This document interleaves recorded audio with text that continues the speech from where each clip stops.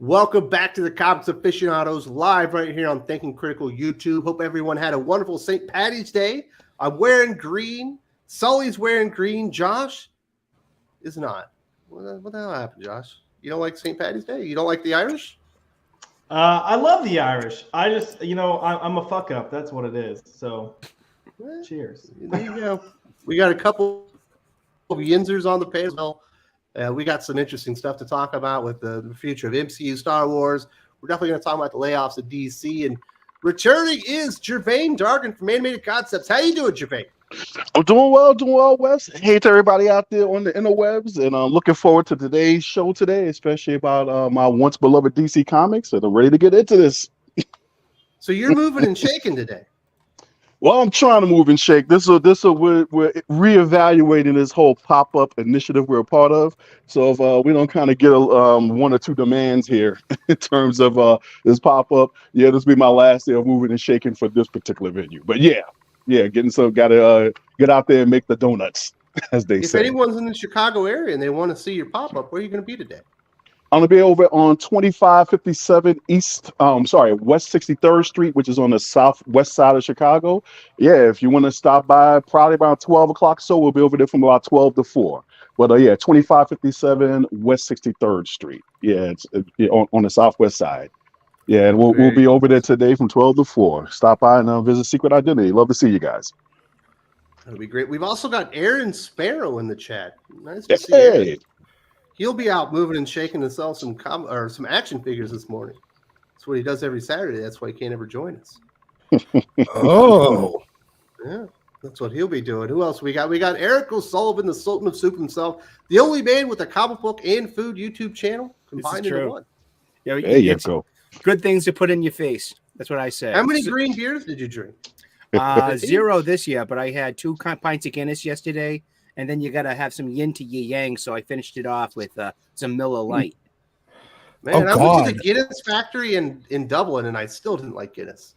Ooh, that's what is wrong with you? Guinness is like the top beer. It is life. Yeah, I don't even drink, and I like Guinness. There's a Guinness Zero if you're interested. I went to tasty. Amsterdam where they make Heineken, and I went and had Heineken at their bar, and it tasted good there. Even though I don't like Heineken, and I figured, I'm Irish, I would probably enjoy the Guinness at the Guinness factory, perhaps. And no, it wasn't the case. It was a cool factory, though. My only takeaway is that someone on this panel has a vagina, and it's Wes. Oh, guilty as charged. That's what it takes. Hey, look, also, I like peach schnapps, so don't feel bad about it. So,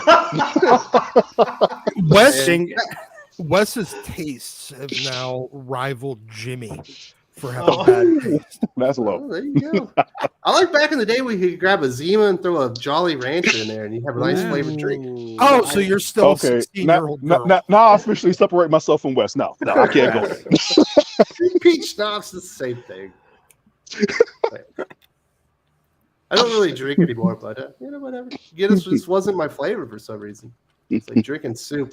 Who else we got? We got Jim from Weird Science. Did you almost die this week, Jim?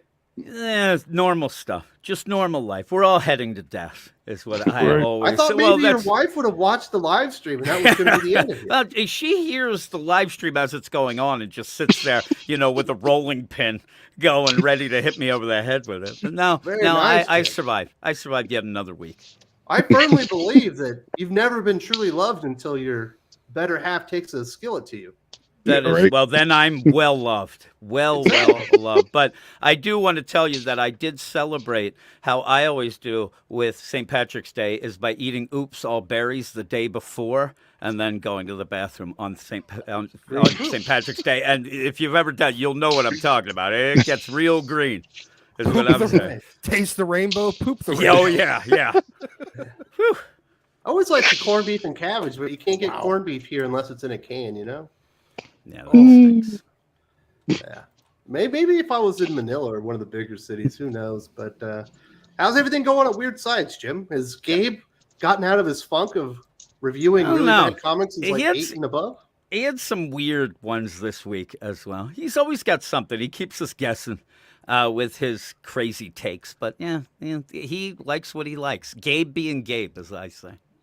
Well, there you go. Very nice. Definitely be checking out the guys at Weird Science and Comical Opinions and support them. They've got a Patreon. They got a YouTube channel. They got podcasts. They got everything you could ever want. Who else we got? We got Josh McDonald. Ask your mom about me. What does that mean? That's right. I don't know. Why don't you ask your mom? Did you show her how to like make biscuits or something?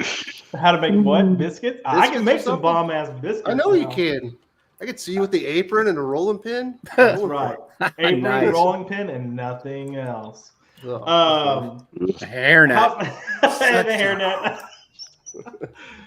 Oh god, I can already tell how today's gonna go. It's gonna be one of those streams, and unfortunately, I might be the cause of it this time.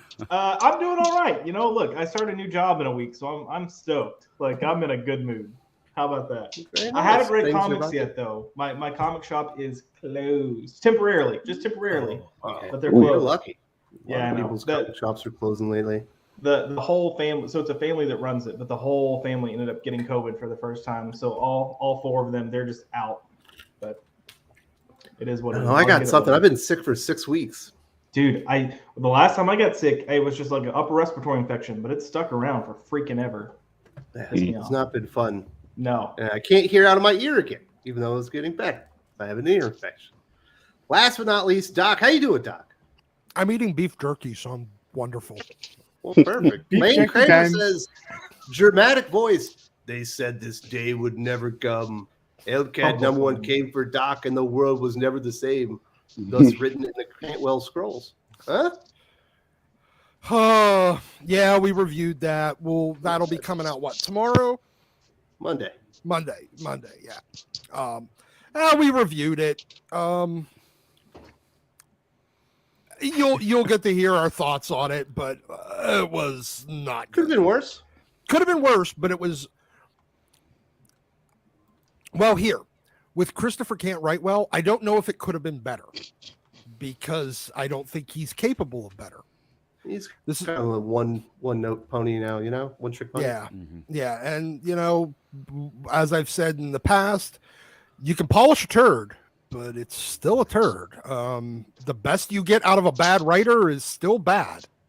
It's just better than as terrible as you could get if you don't really All right, Doc, work so at it. you celebrated St. Patty's Day, but you only handled one beer. No, I had two. I had two Guinness with dinner. That barely even counts. I mean, that's basically just kind of a starter. But no, I didn't really drink. You know what? After dinner last night, the girlfriend and I we went out and we were trying to find a bar to go to, and fucking parking in the South Side these days is so bad because all of the street parking. Well, no. All the street parking has become like permit only. So there's only a small amount of like pay parking. There's no free parking down there. And a lot of your like the back streets where people used to just park because it was easy, even though you had to walk a couple blocks, it's all permit now because of the locals that live there. And so you can't even park there, and it sucks. So trying to find anywhere to fucking park, I feel like it's enticing you to just take an Uber, but I was already in the city. I'm not taking a fucking Uber from one part of the city That's to what they another. did in London, just to clear out traffic. Calvin says, I loved every word Doc used to describe Jordan White after that video. The big two are lost cause. Yeah, it really is. Jordan White is a buffoon. The end. I mean, We're going to have a video about that as well for the 60th anniversary celebration of the X-Men. My goodness. We'll be talking about that tomorrow with Doc. Travel logs. I missed the TMNT and Scott Pilgrim talk last time. Glad I can catch this live. Well, good, because we're going to go off the rails here quick. I can tell you that, because I have an airing of grievances aimed at the one and only Sully, the Sultan of Soup himself. Here we go. I've watched Star Trek The Next Generation. Okay. I watched Star Trek Deep Space Nine. I've seen the original Trek. And I said, is my Star Trek journey over? Am I watching Voyager or not? Sully comes back and says, yeah, you need to watch Voyager, and then takes a picture of his collection of Voyager DVDs. Mm-hmm. So I'm like, all right, well, I guess I'll check I know it my out. stuff. And It sucks. They don't understand. I tried to why tell you, son. characters work in Star Trek. Where are you So you right have now in the show? I skipped to season 4 because that's where everyone said it got good. Yeah, It, that's wise of you.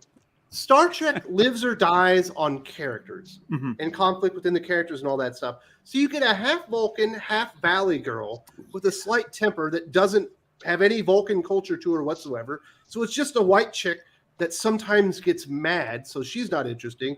You have a Vulcan in there. You're like, well, cool, Spock. He could always challenge Captain Kirk or whatever using pure logic. He's just a plot device. He never challenges Captain Janeway whatsoever. Neelix, you're like, oh, well, maybe he's going to be the next Quark, a really interesting character that has another dissenting point of view. No dissension whatsoever. He's a go-along, get-along kind of guy. And there's just nothing interesting within the crew dynamics themselves. And you're like, well, half the crew are terrorists.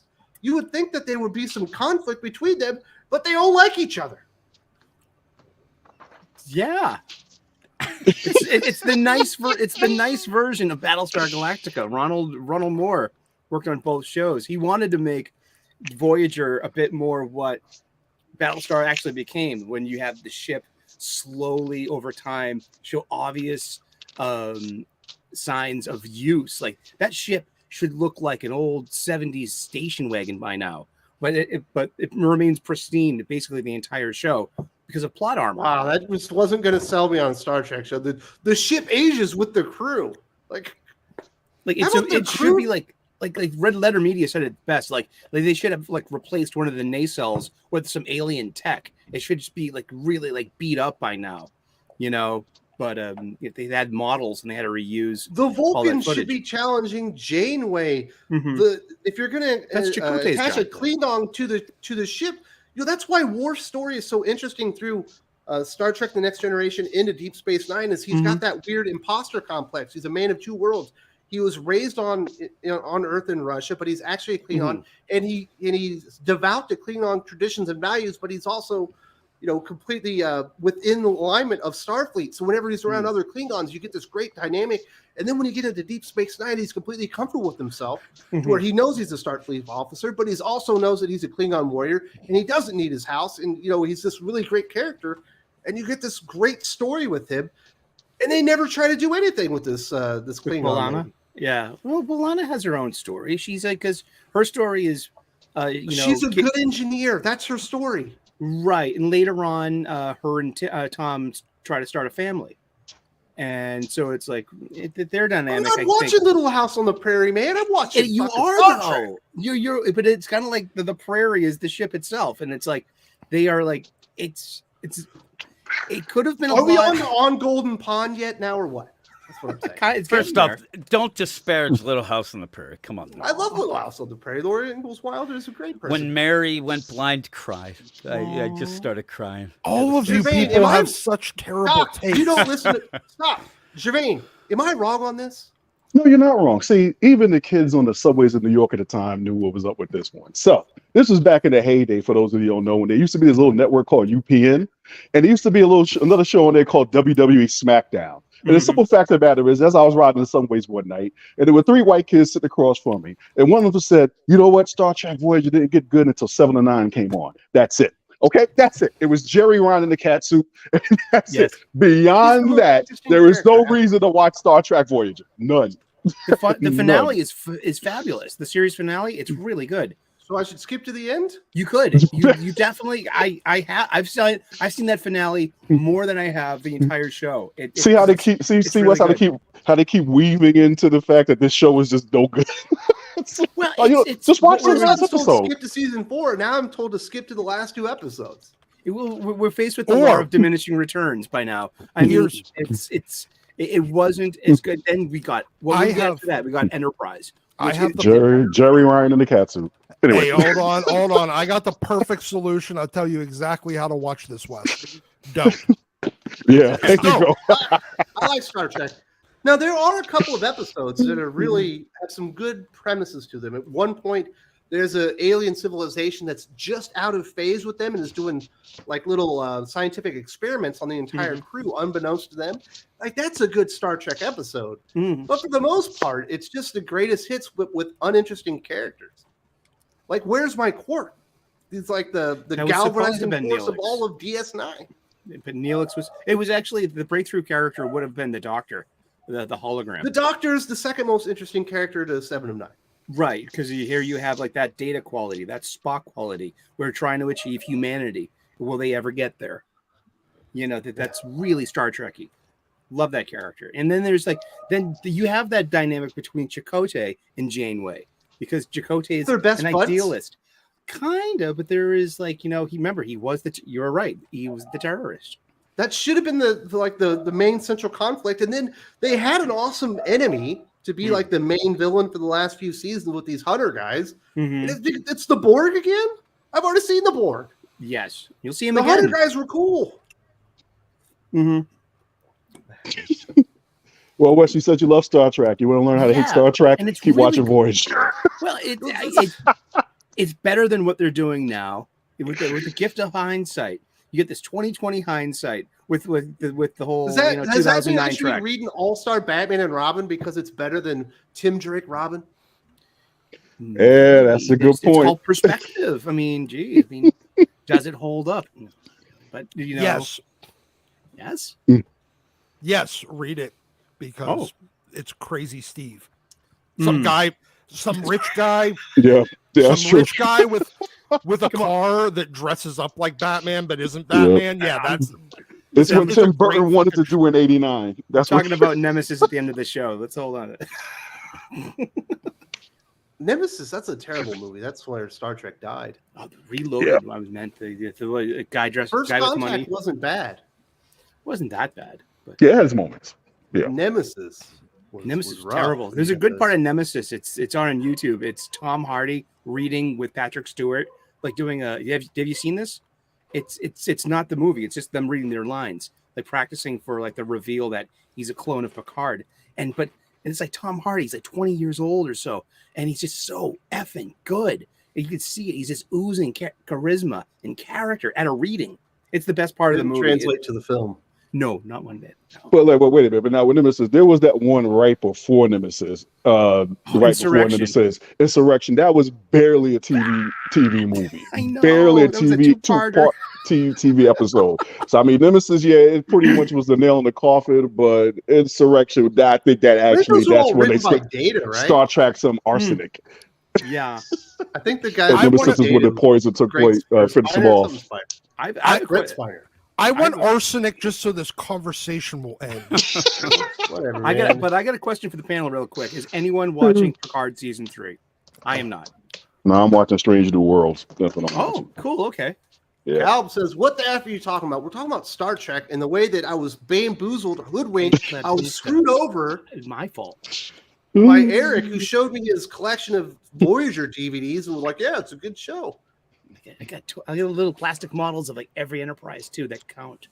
Okay, so Eric, you also have bad taste. Thank you. Hey, it's Miss Maria, if DC and Marvel give you full control of their companies, but you must vow to never have sex again, would you do it? I'm married. That would be no problem. Yeah, no, that'd be no problem Oh, at all. wow. Man. Based I on- think having no sex from now on would be more for me at this point. Well, so hey, I'm in. I'm not going for the bait. No, I wouldn't want to. My wife's pretty great. She's pretty Yeah. hot. So My wife I'll would just sign stick with me the up. sex. Yeah, basically. Jim's doing it. Yeah, I'm in. I have See, 5 kids. I'm That's done. the problem. The reason why Marvel is in DC or in the shape that they're in is because Jim's not getting any. yes. Yeah. Yeah.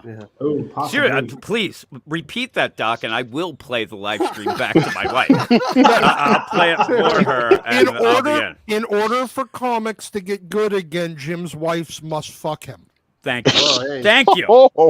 You just put out or something. I don't know. Yes. Calvin said Eric's bad taste is Brie Larson.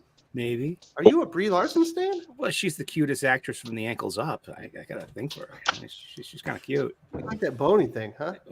You know, she's got that bitchy thing going on. It's kind of hot. The ankles up. Well, you're Irish, so I can understand you wouldn't mind the tongue lashing that you would get and the disappointment. Oh, the Irish foot washing. You got to start with the head and work your way down. and then he gives it right back in the form of a black eye. Oh Lord. Well, I thought we were talking about Why the are you Irish. going so dark today, man?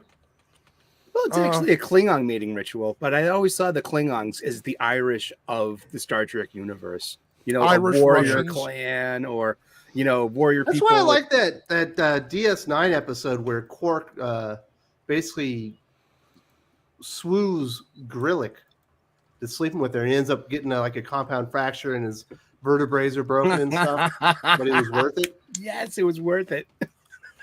I can tell a story about broken vertebrae, but it'll get Wes demonetized. Yeah, we don't need that. Has it been 15 minutes? That's why you need your Quark in the show. He's like the Rorschach of Star Trek, and it just feels like Voyager's missing that. It was supposed to have been Neelix. He was supposed to have been the breakout character. But that was like in TV Guide in season 1. Look out for Neelix. Boring. He doesn't do anything. Boring. All right. Yeah. Well, let's talk about some comic books. We had Bob Iger making the rounds, talking about some of the issues with the MCU and Star Wars, and they're not as bad as they seem. It's really the problem is that we're making too many movies about the successful characters, and we need to tap into the 7,000 characters that haven't been in movies now, Doc. And I just don't feel like this one's going to go well, Doc. Those 7,000 characters, 6,980 of them have been proven to be failures, in mainstream media. Yeah. Can't wait for that Sleepwalker movie, maybe the Speedball movie. Wow. Namorita before she was in, but only drawing from stuff from before she was in New Warriors. Yeah, I think they're gonna nail it here. No, there's a reason why nobody gives a shit about these characters in comics.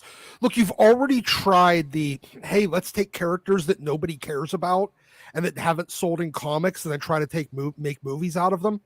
You did it already. It was called The Eternals. It was called The Guardians Eternals. of the Galaxy worked, but they Guardians gone of the- to it a little bit too much. No. Guardians of the Galaxy had already been proven successful property in the comics. Marginally successful. No, it had carried 2 long-running series with the original one with Jim Valentino and then the one with Abnett and Lanning that lasted for about another 70 issues. So you tapped into 2 successful books. The Eternals haven't had more than 30 issues total in their entire existence. And that's over 3 volumes. So no. The Eternals, you already did this. You tried it with the Eternals. It was a giant failure. You tried it with America Chavez, and it kind of damaged the Doctor Strange movie. Don't. I mean, look, if you want to set your money on fire, be my guest. At this point, I'm done. I'm absolutely done stopping corporations from setting their money on fire because guess what? I was smart enough to take any of my investments out of those companies a while ago. But these, no, I mean, look, this is a guy that doesn't understand where Marvel's success came from. Their success came from taking somewhat like B, C level characters because they didn't have any A characters, elevating them, taking their best, cherry picking aspects of their best stories from their history. And the ones that were the most successful in comic version, and then translating that to another medium and letting people that don't necessarily like comics, but hey, good story is good story. And just putting it in a medium that they like. Now, you're trying to use blank slate characters. You're not that interesting. None of your writers are that good. And I think that's okay. No, go ahead. No, go jump in. I think that's the problem here, Gervais. He's talking about we can't make 4th and 5th movies about characters that are successful. That's why we're kind of dying down here. It's because by the time you get to the 4th or 5th movie, they're putting a lot of times really bad creators, really bad writers that don't fit in. With the MCU itself, like Taika Waititi is a reason Thor: Love and Thunder wasn't good. Gore the God Butcher is a great story to mine for a movie. Like it was almost a guaranteed success. They actually had to do something really outside the box to make it not work.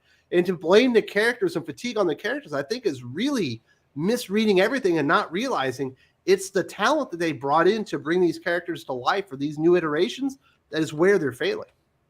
Yeah, I mean, I think both of you guys have a point. I mean, just jumping, following on your point it was like, yeah, I like Tiki Watiti. I love, What We Do in the Shadows. I believe that's the name of the show, stuff like that.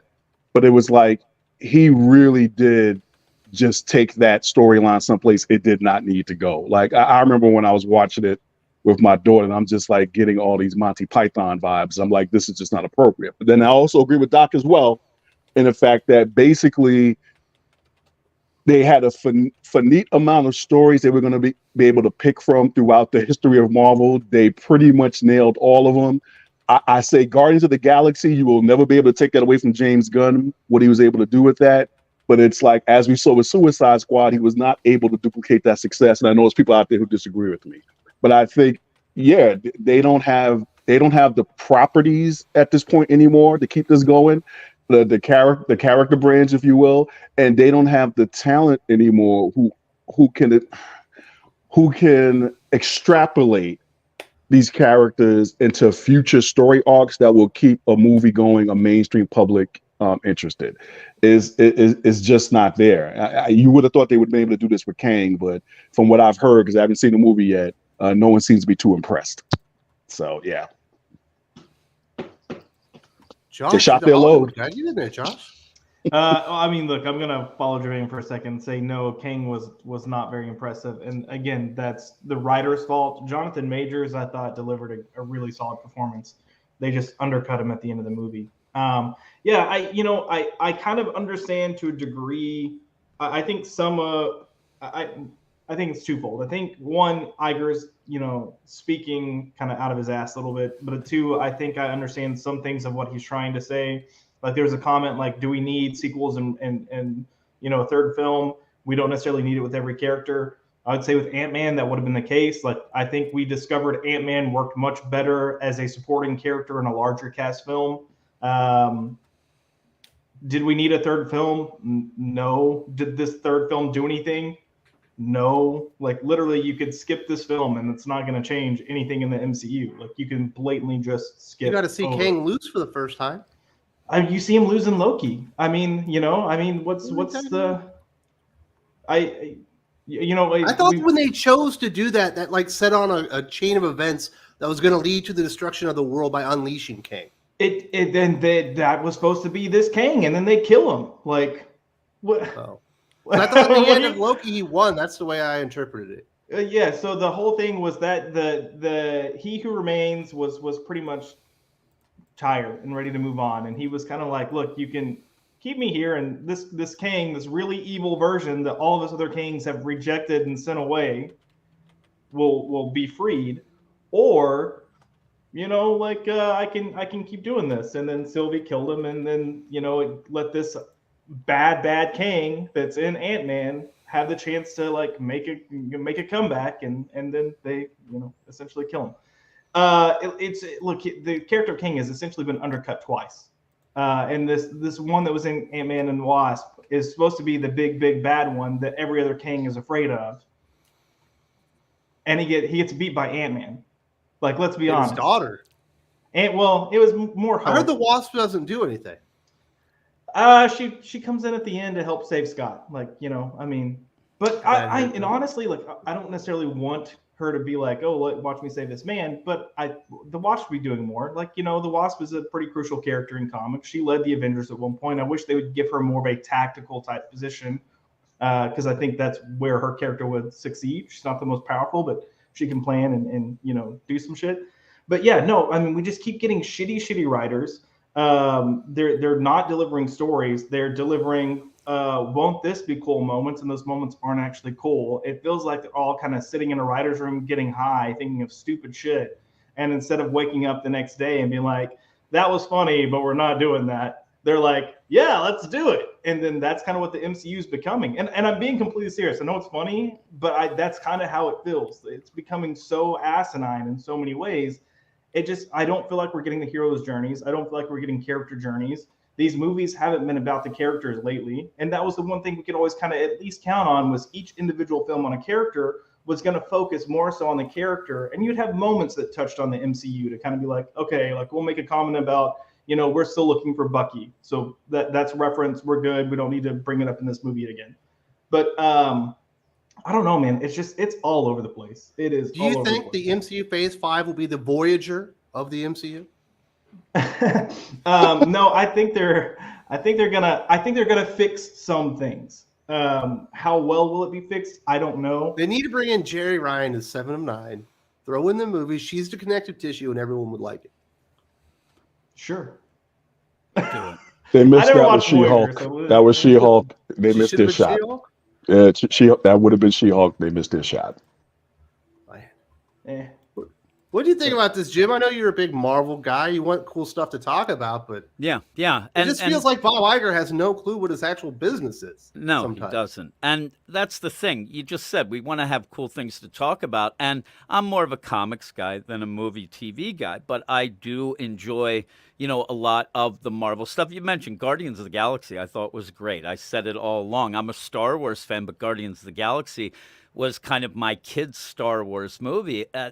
Recently, I have no interest in anything that comes out. Yeah, I'll watch it eventually, or I'll hear Josh talk about it. I've lived through Josh now with the movies and the TV stuff, but the idea that it just doesn't excite me. Some of these sequels, some of these things that keep going, it just is not that interesting overall. And when I read that Bob Iger stuff, and I focus more on the Star Wars stuff, I hate when you end up, and it happens all the time, when you end up reading something or hearing somebody talk about it where you just everybody in that room knows that he's not getting it. The idea of the Star Wars stuff, well, the 3 sequel films were so great. Everybody loved. It's just that we went a little, no, you have to look at it overall and what you've done to the brand itself. And again, like all these MCU things, it's gotten to the point where it's become so much. You're giving sequels to things that don't need it, and then people just lose track of stuff and they lose interest in it. And that's kind of where I am with a lot of the stuff now, including the Star Wars stuff. And that kind of, you know, it upsets me because I'm a big fan of it. I just don't get where he thinks that diving into characters that are not successful is going to be the solution, instead of going back to things that are known to work. No. Javane, earlier you said they mined all that classic. They didn't. They haven't mined 3/4 of the classic material. Some of it that was really, really good that they've never touched on. You barely even got like any sort of demon in a bottle. You had Tony being a drunk for half of a movie. To be fair, that was supposed to be Iron Man 2, and that was Perlmutter and the Marvel panels. They fought that. Yeah, I get that, but there's still so much classic Cap stories, all the different ways in which the Red Skull could have been brought back in a different body, because he has a history of being brought back in cloned bodies, including a cloned body of Steve Rogers. But with the MCU that they have set up, it's going to be hard for them to go back to that. Really. I mean, because a lot of those characters were never introduced. You could do the whole Bloodstone story for Captain America. You could still do. They never did anything with like the Serpent Society or any of that stuff. There's Go ahead. No. I think Gervain's point is, sorry, I'm pointing the wrong way. I think Gervain's point is like with the actors, it's going to be hard to go back and do that with like Chris Evans and Robert Downey Jr. Like you can still do those stories. And I fully suspect they're going to end up bringing Iron Man back, and they're going to end up bringing Captain America back. Because I think we're going to get to a point where Marvel's like, have to. We need these characters. Yeah. And then they'll recast and they'll have it part of the multiverse, and it'll be part of Secret Wars, and like, hey, here's a new Cap, and here's a new Iron Man, and just soft reboot it like it's James Bond, and it just becomes like the James Bond. I mean, I'll give you that, but I think that's why I also agree with Wes's point. Look at who they're putting on this stuff. So all of us are Yes. terrified of Daredevil Born Again. We all realize that, right? Oh, None God, of yeah. us feel There's- good about that one. I mean, No. And that's a classic storyline, but nobody that I've talked to No. feels like he now, it's going. Nobody feels like that when it comes to Daredevil. So I guess that's why I'm with both of you on this, is that I think even if they were to find these storylines, they don't have the writing talent Well, yeah. or at least the respect for the material to basically see these things through. But I'll take your point, Doc. There are storylines they have not mined, but it just seems like the way they have set up the premise of this MCU is that the character's age and die. Yeah. And I think that was a mistake. And I think, Jermaine, one of the things that I worry about then going forward with that, and I'll say it even this week in the comics Tim Drake Robin book that got canceled, I always worry that without the lack of the writers, they never blame that. They end up thinking, that character, that storyline isn't going to work ever, but it's not. It's because it's written like crap. And it always seems that they blame the wrong thing then, and it throws everything out of whack. And it's like, how do you ruin the gore? How do you ruin that gore story arc? How do you ruin that? Like how do you Wes ruin both that? said. Yeah. And it wasn't gore that was bad. very easily, Yeah. apparently. Well, and even that, like they let Taika do Thor the God Butcher, and then the Jane Foster. I almost said Jane Fonda. Jesus Christ! They did the Same difference. Jane Foster, cancer story, and his original script was like almost 4 hours. And to me, this makes me think of like the Zack Snyder situation with Justice League. And look, you guys know I'm not the biggest fan of Zack Snyder, but if you're going to tell him to do something, and the only plausible way you can take to tell both of these stories well is to almost have a 4-hour freaking movie, and then you come back and be like, yeah, it needs to be 2 hours, your film's going to suck. And then if you just keep Taika Waititi being a idiot, which is what they kept, it's just bad. It's bad all around. I think I'm the one person that has somewhat faith in Daredevil Born Again, just because they have pulled some of the Netflix writers, and I think that's going to help. And then they have Michael Cusa directing, and he's like, he did Homeland, he did the early days of what was the serial killer TV show? Dexter. Yeah. So he Elementary. Fell off the rails after 3 seasons too, though. Yeah, but he only did the first 2 seasons. So I mean, he's a quality director that's coming in to handle this. We'll see how it unfolds. They're bringing like some of the good cast, but they're not bringing in back Foggy. What the hell? So far they've said that they haven't reached out to them, which they may not have written those characters in. The only thing that disappoints me, we do have one single official recasting, and it's Vanessa, and I think that's a bummer. But I don't know if it's dead. Oh, she didn't die. He sent her to Italy. I thought they blew her up on the way, or somebody blew her up. Did they? I don't know. I need to go back and watch. It's just an excuse to go back and watch Daredevil on Netflix, and I'm okay with it's that. more of a reboot than a continuation, though. That's a weird strategy, but I guess if people like the actors, I mean, Vincent D'Onofrio's, you're not going to get a better Kingpin than that guy. He's got that presence. No, at this point.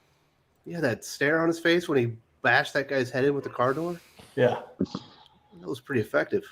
Yeah, he needs to be a whole lot less motivated by Vanessa in every single time that he's on screen, because, sorry, that's a shitty motivation. It's not that interesting.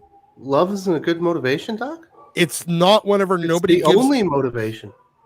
It's not a motivation for Kingpin. You know why? Because he was motivated for a very, very, very, very, very, very, very long time in the comics before that chick ever existed. Yeah, we'll see what happens. So, Jim, he also talked about Star Wars and was lauding the success of the sequel trilogy, even though I think the first one came in at 2.1 billion, or 1.8, and then I think maybe the third one got in at 1.2. And they haven't made a Star Wars movie in like 6 or 7 years now. Thank goodness. And they don't even have one in principal photography or really in development at this point. No, and why can't they just admit they've messed up Star Wars? I mean, just admit they messed up. The idea, and I said, they always end up, when you see things like this, they focus on the wrong things. They don't realize that they were eroding the fandom. They were splitting the fandom. All this stuff that's going to lead to something like a Solo movie not to work and things going down, down, down. And you end up, you're just not going to fix the problem if you don't know what the problem is. And that's where I think all of this is. The idea, hey, we're going to cut down costs and you got to figure out what the main problem is. And it's not just the idea of, well, these side characters and this, or a Han Solo movie didn't work. There's more to it than that. And they need to come out and, pretty much tell the fandom that they understand that. And it seemed like the goodwill was back with, Mandalorian and things like that. And people do like Andor, but I've kind of checked out a bit with that as well. But nobody watched it. I know, that's the problem. Not enough people watched it. It's like one of those things. 10 million people say it's great, but only 10,000 watched it. I don't get it, but that happens a lot of times. But, they have to build on that. Season 3 came in at half the viewers of season 2. Yep, yeah.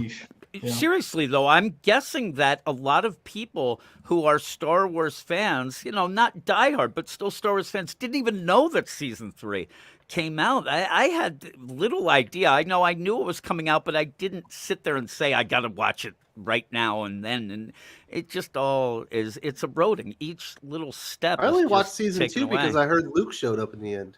Yeah. It was pretty good, though. Pretty cool. No, it was a good moment. It's kind of like the Darth Vader moment at the end of Rogue One. Exactly. I've only watched 8 minutes of any of that Disney Plus stuff, and it's the lightsaber fight at the end of Kenobi, and I thought it was really good. But I'm glad I didn't watch the rest of this show. It looked like just forgettable stuff. But that lightsaber duel between Obi-Wan and Darth Vader, those clunkily put in there in the timeline, it just was really nice. I'm a big fan of like lightsaber techniques, and that was just Obi-Wan being the master of his technique, and that was just really, I thought that was good. So what do you guys think that Iger means by quality then? So I do think he means, so I know we're talking, so we kind of mentioned budget, like cutting budgets, and I know we're kind of like, oh, that's not the answer. But a lot of times in the industry, when you're discussing budgets and you do really large budgets, it's kind of given away as this like, hey, just, we can deal with it in CGI. And it's shorthand. Things become an afterthought. Like, we'll figure it out in post-production. And when you cut that budget, you're not going to be able to do that. So I think it's going to force them to focus on story. Focus on story, sort out their problems in the moment before filming. So I think you're going to see some quality there. Again, they need to hire different writers. These Rick and Morty writers have proven they cannot deliver. And I would, like, if I were Iger, I'd be telling Feige, like, they're done, like, out. You've got 3 people now that have proven. Well, I think one of them was 3 people. You've got Michael Waldron, who did Loki and Multiverse of Madness, and it's like he dropped the ball and then dropped the ball even harder. You've got Jeff Loveness, who, dear God, is writing King Dynasty. Like, get him off. Michael Waldron's supposed to be writing Secret Wars. Get him off. And go back to some of the talent you had writing these early films. Try to find people that are on things that are hot right now. Like, find the Last of Us writers. You're freaking Marvel. Where's the Duffer Brothers? Get the Duffer Brothers. Honestly, they could go back to Zach Penn again, because he wrote so much shit back in the day of all kinds of superhero stuff, and he was still better than all of the writers. He was kind of forgotten whenever they got to like the Marcus and McFeely type writers and the Russos and all that stuff by the time, and Favreau, because those were superior writers to Zach Penn. But he still is everything he did was better than the shit that's coming out now. So it'd still be a what do you think up. that is, Josh? Because there for a while it felt like Kevin Feige had the secret formula when it came out to finding the creators for this. The Russo brothers had never really done action stuff. I think they had done Community or something like that before then. But the talent was obviously apparent. Jon Favreau certainly had some successes, but nothing to the scale of like an Iron Man, where he launched basically the MCU itself. You brought in a Joss Whedon, but you also found the Russo brothers. Like Kenneth Branagh coming in on a Thor film was interesting, and they all were able to execute good films that felt distinguished from each other. James Gunn being another one. And it feels like everyone he hires now is bad. Is that because he no longer has an eye for talent, or are these hires being forced on? I don't think they're being forced on them. I do think, whenever you're in a medium, or it's not even medium, you can be your regular day job. If you're ever in a situation where you have to prove yourself, typically you're going to deliver some incredible work. And I think that's where Marvel was throughout their first 3 phases. Like, they had to kick off, they had to prove a point, they had to prove themselves, saying like, hey, we can deliver good stuff. And if you will trust us, we're going to really build on this. And that's how they started out. That was phase 1, built to the Avengers. You got the Avengers. Avengers, when it came out, was like, oh my God, as comic book fans, we never thought we were going to see anything like this. Please give us more. And then you go into phase 2 and you start getting these sequels. And so, we have the Thor of the Dark Worlds. They kind of learned their lesson. Well, apparently they didn't, but they moved too fast. But you got things like Winter Soldier, and it's like, hey, we promise we can actually deliver more. And then you got these follow-up Avengers films that led to Infinity War and Endgame. And then they're like, we can knock it out of the park if you'll trust us. But then they reach that point and they're like, we're the king of the castle. And they just kind of like kick back, put their hands behind them and prop their feet up. And that's kind of what it feels like they're at. They're kind of in this, basically what Marvel Comics is right now in publishing. They're going to buy our shit no matter what. So have fun. It's not coming together. It doesn't feel like they're taking it as seriously as they did before, in terms of, let's respect the fans, let's respect the medium of which these stories are coming from, and let's find this happy like amalgam to deliver to audiences. And now it's just like, yeah, you want to do that? Sure. Oh, that's going to be fun. Hey, you want to have a like hole joke throughout this movie? Great. Let's talk about holes. Yeah, because I think Josh is right. Yeah. Well, just real quick, Josh is right. Is that once they got to the point of they arrived, then it's like they didn't feel. Then you start bringing on talent where they don't have to have respect for the source material and the consideration of it, and they think they can run with it, and then you get this kind of stuff here. Everybody can be an artist now, as opposed to somebody delivering a story that is respectful to source material and that fans actually want to see. And other. Well, he fell out. Hey, Doc, guess what? This is the Josh's Right Show today. Suck it. I saw that. I saw that. It's Sully. So when you think about when Captain America Civil War comes out, and he does take a chance on the Russo brothers, who don't exactly make sense for that story, just based on what they had done beforehand. But they probably only had maybe one other movie come out that year, maybe. So Kevin Feige is able to have a lot of oversight. The producers are able to keep good tabs on him. But now when you see these projects, you're having 3 movies come out in a calendar year, but you're also having 3 or 4 projects that are even bigger because the streaming shows are, 8 to 10 hours of content. Yeah.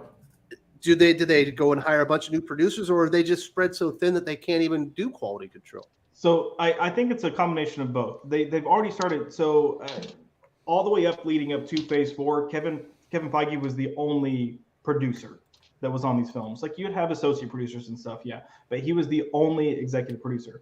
Now they're hiring other people to be producers. So he's kind of lost his control. And I've kind of talked about this in the past, that Chapek, took some of his control away. And I think he kind of like got, and we're still seeing some fallout from that. At some point, they've got to start changing stuff. And I know you can only change so much within the next few films, but you got to do something. And I think that's what they're trying to do. I think we're seeing them push delays to try to see if they can course correct a little bit. I think these next like 2 or 3 movies are going to show, all right, what are they actually doing to try to correct this? But I think as long as you keep the people behind the scenes that we've seen behind the scenes through phase 4, to general audiences or to fans, it's going to say like, hey, we're not really changing much, because you're keeping the same minds that are going to be making the same decisions. When they had only Kevin as kind of the production control, every call, every decision had to be made by him. Like it went when the directors and writers and whenever they were at a crossroads, he was the guy they call. Now, if they don't, they can call whoever they want. He's in the classic position now where there's too much content, so he doesn't have time to pay attention. He's not able to go and check out every 3 days or every once a week and check in on the exact status of what's going on with that project. He's now checking in once a month. They get a lot more chances to go down the wrong direction with something before he's able to maybe steer them in the back in the right direction.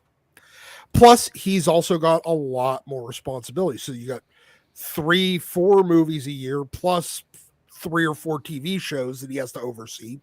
Remember, that used to be Jeff Loeb's job. Now it's Kevin Feige's job on top of the movies. Plus, there's more movies. Now he's overseeing the comics division. So look, he only has so many hours in a day. He's getting pulled in every direction, and all of the quality is suffering as a result. Absolutely. Let's hear from the people. We do have some super chats. Cal Lyle was on a roll. Feige isn't going to change or wants to. He's still using those Rick and Morty losers to write his crap, and he's still going to simp for Brie Larson. I don't think they'll be simping for Brie Larson after the Marvels. I think it's not going to go well. I mean, doesn't sound like it's set up for a lot of success. Eric will simp from the ankles up. Yeah. Totally. She must have really ugly feet, huh? Dude. There was a whole joke during whenever after the first movie came out with her, something about her toes. I don't remember. I don't want to remember. Feet are gross. It was very enlightening, Doc. Cal also says the only thing Iger cares about is the White House. I mean, I could see that. He's mentioned before he's had political aspirations, so yeah, I'm sure you'll see that at some point. Well, with the way that Phase 5 has already started, I don't think that's going to happen. Also, that Loki writer that made the Infinity Stones paperweights, he strikes me as someone that thinks life and everything is a joke. Yeah, that's Michael Waldron. That's the same guy that did Multiverse of Madness. Like, yep. I talked about this before too. If you go back and look at some of the script ideas and story ideas they originally had planned for like Doctor Strange 2, it was infinitely a better film. And why they changed it and why they let him change it blows my mind. Yeah, they definitely did neuter pretty much the first 3 phases. Ooh. Once they decided to make everything that was important a joke, like the most destructive elements in the entire universe that wiped out half the civilization as a paperweight, to the Time Variance Authority or whatever. Before Phase 4 started, what locations did you want to see, but now don't want to see because of the current state of Disney? Murder World. They'll screw that up. They would destroy arcade. Savage Land. The blue side of the moon. Yeah. The blue area of the moon. Yeah, the blue area of the moon. You want to see the Watcher, huh? Or Apocalypse's base. Galactus' world ship. There's a lot. By the way, there is an inordinate amount of shit hanging out. Like the people that should not get along. All hanging out in the blue area of the moon, and it's not that big. Yeah, Apocalypse has a house there. The Inhumans, that was where Adelan was. And the Watcher lives there. Well, now. But all that other stuff is gone. That's why. That's what you want to see, right, Doc? In the Marvel Universe. Krakoa. Yeah, X-Men have a summer home there. Unless it involves Polaris throwing it into space. Like what happened at the end of Giant Sized X-Men #1. I don't really care. Gal says he imagined that seeing the Savage Land, but with the VFX they have no way. That's one of the things that I'm really, really hating, not just about the MCU, but about a lot of things. I'm so tired of seeing clearly not real people in clearly not real settings. Mm-hmm. Like there's so much CGI, it's gone beyond ridiculous now. Yeah, and that's where I mentioned the budget constraints will hopefully be a good thing, because right now they're just relying. I think it's called the Void. It's that full CGI landscape thing that they do, where they film on location there. If they can get away from that, and this is what y'all gave me shit for saying I liked about the Eternals, was they filmed in real locations with real people, and you can tell. So if they get back to that, at least for like 70-80% of their film, it's going to make a much better movie.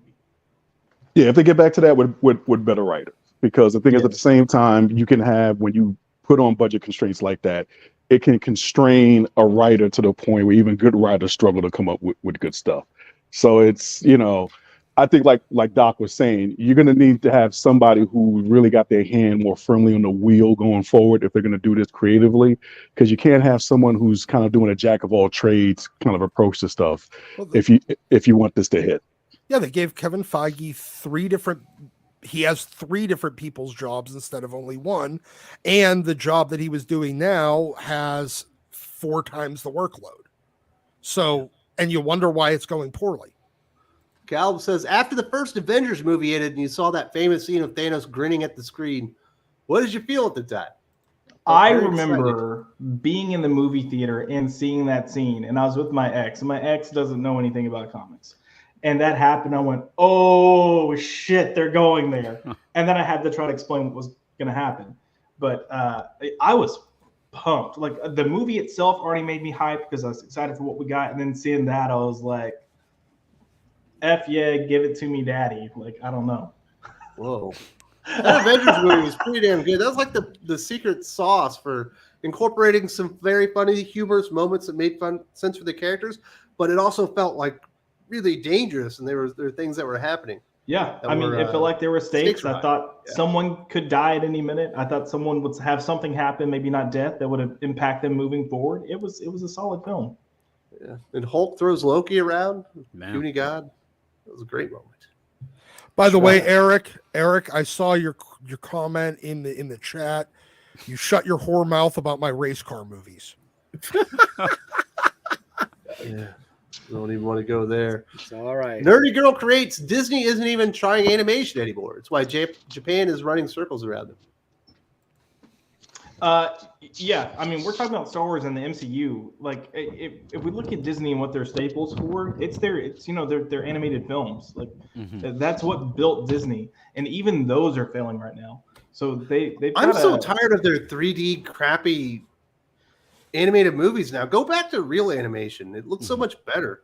Yeah, I mean, even outside of the animation, the stories they're writing. I mean, you went and saw Strange New Worlds, and like, it's not it. The Buzz magic is Lightyear. gone. Hey. Man, I miss back in the day when you bring in someone like Elton John and they would make the entire like soundtrack and it would be amazing. Like you want to listen to the songs, you want to see spin-off cartoons and everything. You don't get that anymore. I'm just imagining Wes in like, what was it, 1992 that Lion King came out? He's like on the toilet using the bathroom. And he's like, Can you feel the love tonight? Yeah. He's like, Sure, we yeah. were all doing that. What are you talking Sure about? we were. Those movies felt big, and Disney's lost complete ideas of what made them big, like you said, and the idea that not only did the kids want to see it, but the parents wanted to take them to see it, and that is completely gone now. It just isn't a thing. Yeah, like with the Lion King out, 1992. I was like a freshman in high school. Mm-hmm. And all the people in high school, I remember all my friends wanted to go see that movie, even though it was an animated movie for kids. Yeah. Because they knew it was going to be good. I was late in the game with that, but you're right. Everybody's like, you got to go see this. Yeah, I'm like, really? Like, no. But yeah, it was great. And that's the big point. It was great, and it was done well. It felt big. It had all that, and they've gotten away from that. Now they're doing they're just wasting time and money making scene for scene remakes of The Lion King that they call live action, but every single frame of the movie is digital animation. Wow. Like they didn't even change the songs and stuff, really, right? No, every time when they came out with that live action deal, I'm like, oh, this is going to be wacky. Like, at least I'm with like, Jungle wait a minute, Book, this the isn't kid live was action. real. Yeah. It's an animated film. Wow. Yeah, I thought like Beauty and the Beast, they'd just get some ugly dude. He'd be out there dancing around and stuff, but it was, they didn't do it right. Remember the Beauty and the Beast TV show with the lady from Terminator? Yes. And Ron Perlman. Yeah. Is that Ron Perlman? I forgot. Yeah. His best Sexy performance long ever hair, was right? Quest for Fire. Yeah, that was pretty. Like he plays that sort of not so good-looking guy very well. Absolutely, it's perfect. She also says Disney is no longer about new and visionary ideas. They are the house of poorly repurposed franchise. Sure, Yeah, that's kind of what we're talking about. They spend enough on them, huh? Jeez. It's like, so the Jungle Book is a neat idea, but then it's like live action Beauty and the Beast, that makes sense. And it's like the Lion King, okay, and now Little Mermaid. They're just going to make live action animated versions with different type of animations of the movies that they made. Then later they'll do the animated versions of the live action ones to full circle. That's what they should It's do. the circle of life. It is. It all works out. It does. You're probably right. But Jungle Book and Maleficent were more inspired than what came after. So yeah. I'll take a live action version of Hercules though. Why not? That could be fun. That would be fun. I mean, they made that with The Rock, right? Oh, wasn't Disney. I meant of the Disney version, but Yeah. yes, they did. I was so confused for a second. I was like, did I miss something? That Rock Hercules movie was unwatchable. Oh, Yeah, it was bad. I don't know how The Rock ruined something like that. That guy. I mean, like Black Adam. But anyway, Dallas Moderman. I've moved on from the MCU. I have plenty of Super Sentai, Kamen Rider, and Ultraman to watch. I do recommend giving Kamen Rider 01 a try. yeah. Well, Sure. That's what happens when you have like a prolonged 18, 24-month down period where everything is the exact same thing over and over and over, like the same exact battle at the end. No. Where you get three armies together to fight a CGI army, and you don't even know who's winning at all at any time. And Well, Javane even had a point. Actually, the idea that No those way live Javane had a action point. things were actually they were inspired at first, and then you just keep doing it. It waters down. You keep doing it, and it just means nothing by the end. Then it's basically their whole process. It seems. Caleb says, on James Bond, do you know Lashana Lynch is the first ever black woman in the history of 007 OMG? Grace Jones and Halle Berry must feel represented. Well, the thing is that it's like you almost missed a moment if you're watching the movie. It's like when I was saying, I realized, oh, she's giving it back. Okay, but it never felt like she had it in the first place. But it's okay. Like it's not. It wasn't like as doom ending as people were making it out to be. Like it ended with her as Bond, like clearly stepping into the role. She literally gives it back during the course of the movie, and then he gets to ride off into the sunset as you will for Bond. So yeah, there you go, Callum. You're out of line, sir. That's right, asterisk.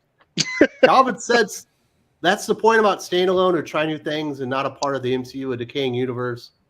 Using characters existed before, all new, all different characters.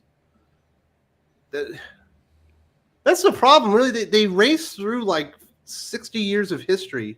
Well, I guess 40 years of history, really, for Marvel Comics, because it was really from the 60s until I guess like 2000, where they had all these great stories to mine, and now they're into like 2005, and there's just nothing left. They're just gonna have to reboot everything, aren't they? Yeah, Yeah. Yeah. We kind of talked about this, I think, when you stepped away, but I fully expect them to do a soft reboot. Like they have the multiverse here. Yes. I think it's getting pushed back to like 2028 at this point. I think by that point it's 5 years from now. So in 5 years from now, I think they're gonna realize like, shit, we need these characters. Let's recast and do a soft reboot. Yeah. Caleb says, first it was Gina, then Obi-Wan broke me. Everyone knew what that show was the first moment the trailer showed Token Reva and it happened. Yeah. By the time It wasn't Obi-Wan great. trailers came out, I didn't care. Even though I like Ewan McGregor as Obi-Wan, like that's one of the things they could have done that would have got me excited. But That's why I was like, watched it. It was only for Ewan McGregor. I love him. One of the things, and even as Josh is saying, 5 years or whatnot, one of the problems, and it happens a lot with comics as well, it's they're always that little bit too late to do the things, and you miss out on having a reboot when you really, really need it. They should know, because they're in charge, when things need to be changed, and do it just that little tiny bit before it's so obvious, because once you get past that point, people give up. And at one point, I thought they were just going to reboot because the actors were getting old. We're going to have, this whole deal. But now they're going to have to reboot because the movies suck. And that's not the maybe they'll do greatest the time. Fast and the Furious thing. They'll be like, screw it. Doesn't matter if the movies suck. We're just going to push forward. Seriously, That's they'll have right. just, That's they're going right, to end bro. up with That's the right. talking cars. That's all you need. Get rid of the actors. Just have the cars start talking. No, but my man Wes is right. They just said, screw it. I'd never watched a Fast and the Furious movie until I started realizing why these things keep making money. And then when they said, no, just start from 4 and move forward. If you need to do the other 3, to do the other 3. But that's exactly what it is. It's like if you kind of realize you got a fan base going in to bring more people in, just start the whole joint over again. Nobody cares. And that's why I think sometimes when you have like these people coming in and they just realize there's certain things that people don't care about because they weren't looking at it in the first place. That's the whole thing. So I'll go back to DC when they soft rebooted Batman, the New Adventures thing. They just started it over. No. Nobody cared. It was like, No. oh my God, they just started it over. Was it Max Van Collins or whatever it was? They just started over. And then Starlin came along and it was great. You never missed a beat. And one of the things they have to remember that people just want to see these things and watch them, have fun. Yep. They That's it. just want to have fun. And, that's all you have to do. Yep. Common sense. Doing something I didn't expect to see. Remember Fatal J said last week DC tried standalone movies and people hated it? Well, Super Son's movie is standalone and it was highly praised. Oh, you weren't agreeing with it. Never mind. I'm Point still out trying there. to figure out what he was talking about McFarlane and that stuff. I still don't know what the hell he was. I'm telling you, all week I tried to crack the code. I couldn't. You won't. That without a breakfast burrito. Yeah. Yeah, people like Super Sons. I don't think standalone films are detrimental, but if you want to have a shared universe, you got to at least make it shared, Isn't it an work. animated movie though? That's Yes. completely different than DC. Well, people, doing that. how's this one, Doc? People like The Joker. Yeah, There you go. Standalone movie. yeah, I get. I don't know I what the get hell it. Doc was talking, or what Fatal J was talking about. Well, Fatal J's. Yeah. Well, no, he leaves out the fact that when DC tried to go for their shared universe, even though I have some close friends who are big Snyder fans, it was done out of desperation. You could smell the desperation from wherever you were. It was just a desperate attempt to try to grab at the success of Marvel. Whereas if they had thought about it for a minute and done it the right way, they might be having Marvel's lunch right now with a good alternative to a shared year. Oh, that shared universe that you loved for the last 10 years kind of ran out of steam. Oh, come over and check this one we've been building over the last 5 years. But they didn't do that. Yeah, So, because they were too far too quick to jump to their Avengers by doing Justice League as the third movie. there you go. Yep. Mm-hmm. Caleb says, no, not the Last of Us writers, not them. Trust me, I know stuff about the Part 2 scandal, so you'd be safe to stay away from the Naughty Dog games. So people like The Last of Us? You guys must have been talking about that while I was on my break. Yeah, I mentioned it. Get some hot writers right now, and I mentioned The Last of Us. I don't play the game, so I can't compare. I can't, guys. Sorry, but they're solid writers. I mean, they're just the craft. They're decent writers, and they're good at storytelling. So, And I'll tell you, my kids, they love it. Every one of my kids, and I have like 15 of them, and they all love it. They're not watching any sort of Marvel shows. They're not So watching they're sitting there The huffing and Mandalorian. watching Last. Yeah, well, that was a big mistake. I'm telling you, my wife last week came running in, all hell broke loose because she thought my kids were huffing. I don't even know what was going. They weren't. I don't know what they were doing. She makes no sense. Did they have like silver paint around their mouth? That's how you can No, tell they had some spray cans because they were cleaning up their room, and she walked in, and I don't know. Jim, you are not long for this world. I'm not. It was crazy. You can't huff like wood varnish stuff. I You know, I don't know what it was about. It just she makes no sense. furniture Brake polish. clean. You can't huff furniture polish. Brake cleaner. At least use brake Yeah. cleaner. Lysol spray. Jim, when your wife walked in, did your kids yell, "I said don't disturb me while I'm cleaning my room"? And did they have a vacuum? I think she started screaming, and they were like, "What are you talking about?" And then she ran up, and I had to mute, and I had problems. Fatal J was going on about something at that point, so I checked out anyway. But it was crazy. But yeah, there you go. And Galb hopefully says, that "I'd doesn't love happen to this week." reboot She-Hulk. I actually came up with an idea to bring back Savage Hulk and a roadmap to introduce what the leader could be played." Well, they probably should just reboot it. Yeah, I think Tatiana Maslany is a good actress. I think she can deliver some good performances as She-Hulk. I don't think she was the problem from an acting standpoint. But I hope they just pretend like that show is just, and then just use her. And they can. Yeah, they can they give them can. the premise. Yep. Yeah. So, Caleb also says, was Nightmare supposed to be in Doctor Strange 2? Correct. He was supposed to be the main villain. Scarlet Witch was not supposed to be the main villain. It was supposed to be Nightmare, and Nightmare was going to be impacting Scarlet Witch to a degree. Plus, she would have the Darkhold. She was going to be good until the very end when she realized what her and Doctor Strange were doing was going to prevent her from ever getting to her kids. And then she wasn't going to necessarily turn evil, but she was going to kind of make a third stance of like, we don't need to necessarily go this way. I still need this. And you would have kind of had a like trio, you know, Nightmare, Doctor Strange, Scarlet Witch, all kind of fighting for different things. What could have been, huh? They had more stuff with Doctor Strange and his sister and how his sister died and how that impacted. Like, there was so much stuff that would have made that such a good film. Wade says, I finally realized today the 1/6 scale and comic statue YouTube channels I appear on panels of. I am the fatal J of them. Wow, that's Do you have a so 1/6 burrito? Mayhem eating burritos? Talking about Todd McFarlane? Sipping for Zack Snyder, huh? It's a 1/6 scale burrito. Man, that would suck.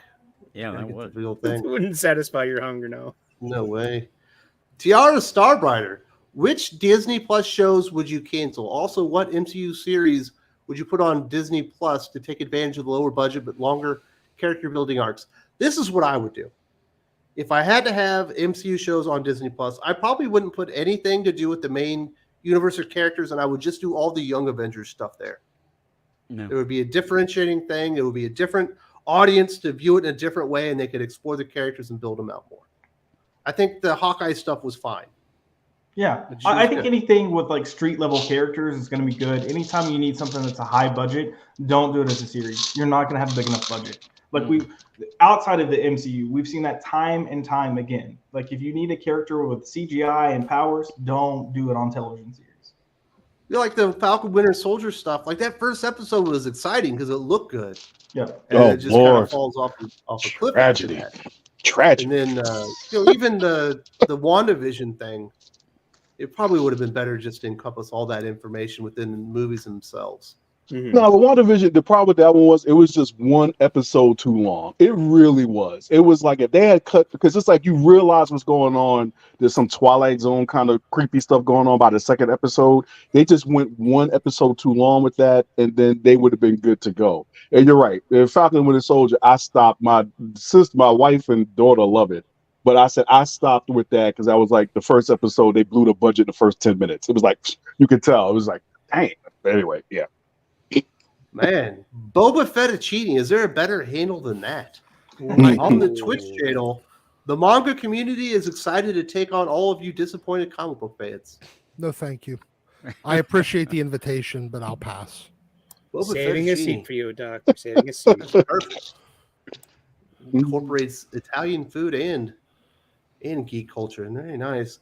HH and the guys at Sigma Comics. Shout out to the Thinking Critical team from Planet Comic-Con KC. Nice. We'll see the Reverend, aka Wicked, at WickedCon soon. In the meantime, grab Here Comes Calico at your local comic shops. You will also, if you're in the Kansas City area, which is basically where I'm from, you will find Drew and the Comics League guys there as well. So hopefully you can run into HH and Drew and those guys. And if you're in the Kansas City area, go to Oklahoma Joe's Barbecue and get you some great barbecue. Nice. Head on down to the Comic-Con and go meet HH. He'll sell you a comic book. I can tell you that. Indeed. I hope you guys are having a great time in Kansas City. Oh yeah. I'm looking forward to seeing you at WickedCon next month. You gonna get him a Guinness? I'll need some nachos. There's a nice restaurant right around Irish nachos? Well, you never know. What would Irish nachos have on them? With Guinness beer cheese? Potatoes instead of chips? Potatoes? Yeah, they're potato chips instead of nacho. It's like potatoes that you cook in the oven, like oven roasted potatoes. Seriously, have you ever heard of Southie shrimp? Shrimp from South Boston. It's those the cheese curls, puffed cheese curls around a ramekin and ketchup. That sounds about par for the course. Yeah, that's what I'd expect out of Boston cuisine. Hey, it's wicked. Chowder. I know you love it. How did you guys produce Matt Damon? I don't get it. He's from Cambridge. Different drinking water, different reservoir. Oh, yeah, that made more sense. That's true. James Hannafin, at least the Marvel Cinematic Universe isn't using villains' dead names like DC is in Gotham Knights. Did any of you watch that abortion? I haven't watched Gotham Knights. Go ahead. You could not pay me to watch that fucking show. Put a gun to my head and I'll tell you goodbye. Yeah, I saw one YouTube short and I was like, use your YouTube shorts to make me want to watch shows. This one made me want to go, God. Yeah. Is it good, Josh? No, I'm not. I didn't watch it. Are you kidding me? Gabe watched it, so if you want to get some thoughts, just go to his Twitter. He tried Gabe? real hard to be nice, but it was fun. Gabe's Gabe is been a- liking a Gabe's lot a of crappy sadist. entertainment lately. I know. Someone was going to like it. It was going to be Yeah. him. Ugh. Yeah, Someone's it's getting got to to the do it. point where if Gabe even like, well, it's okay. Boy, that's a scathing, comment Yeah. from him nowadays. Oh man.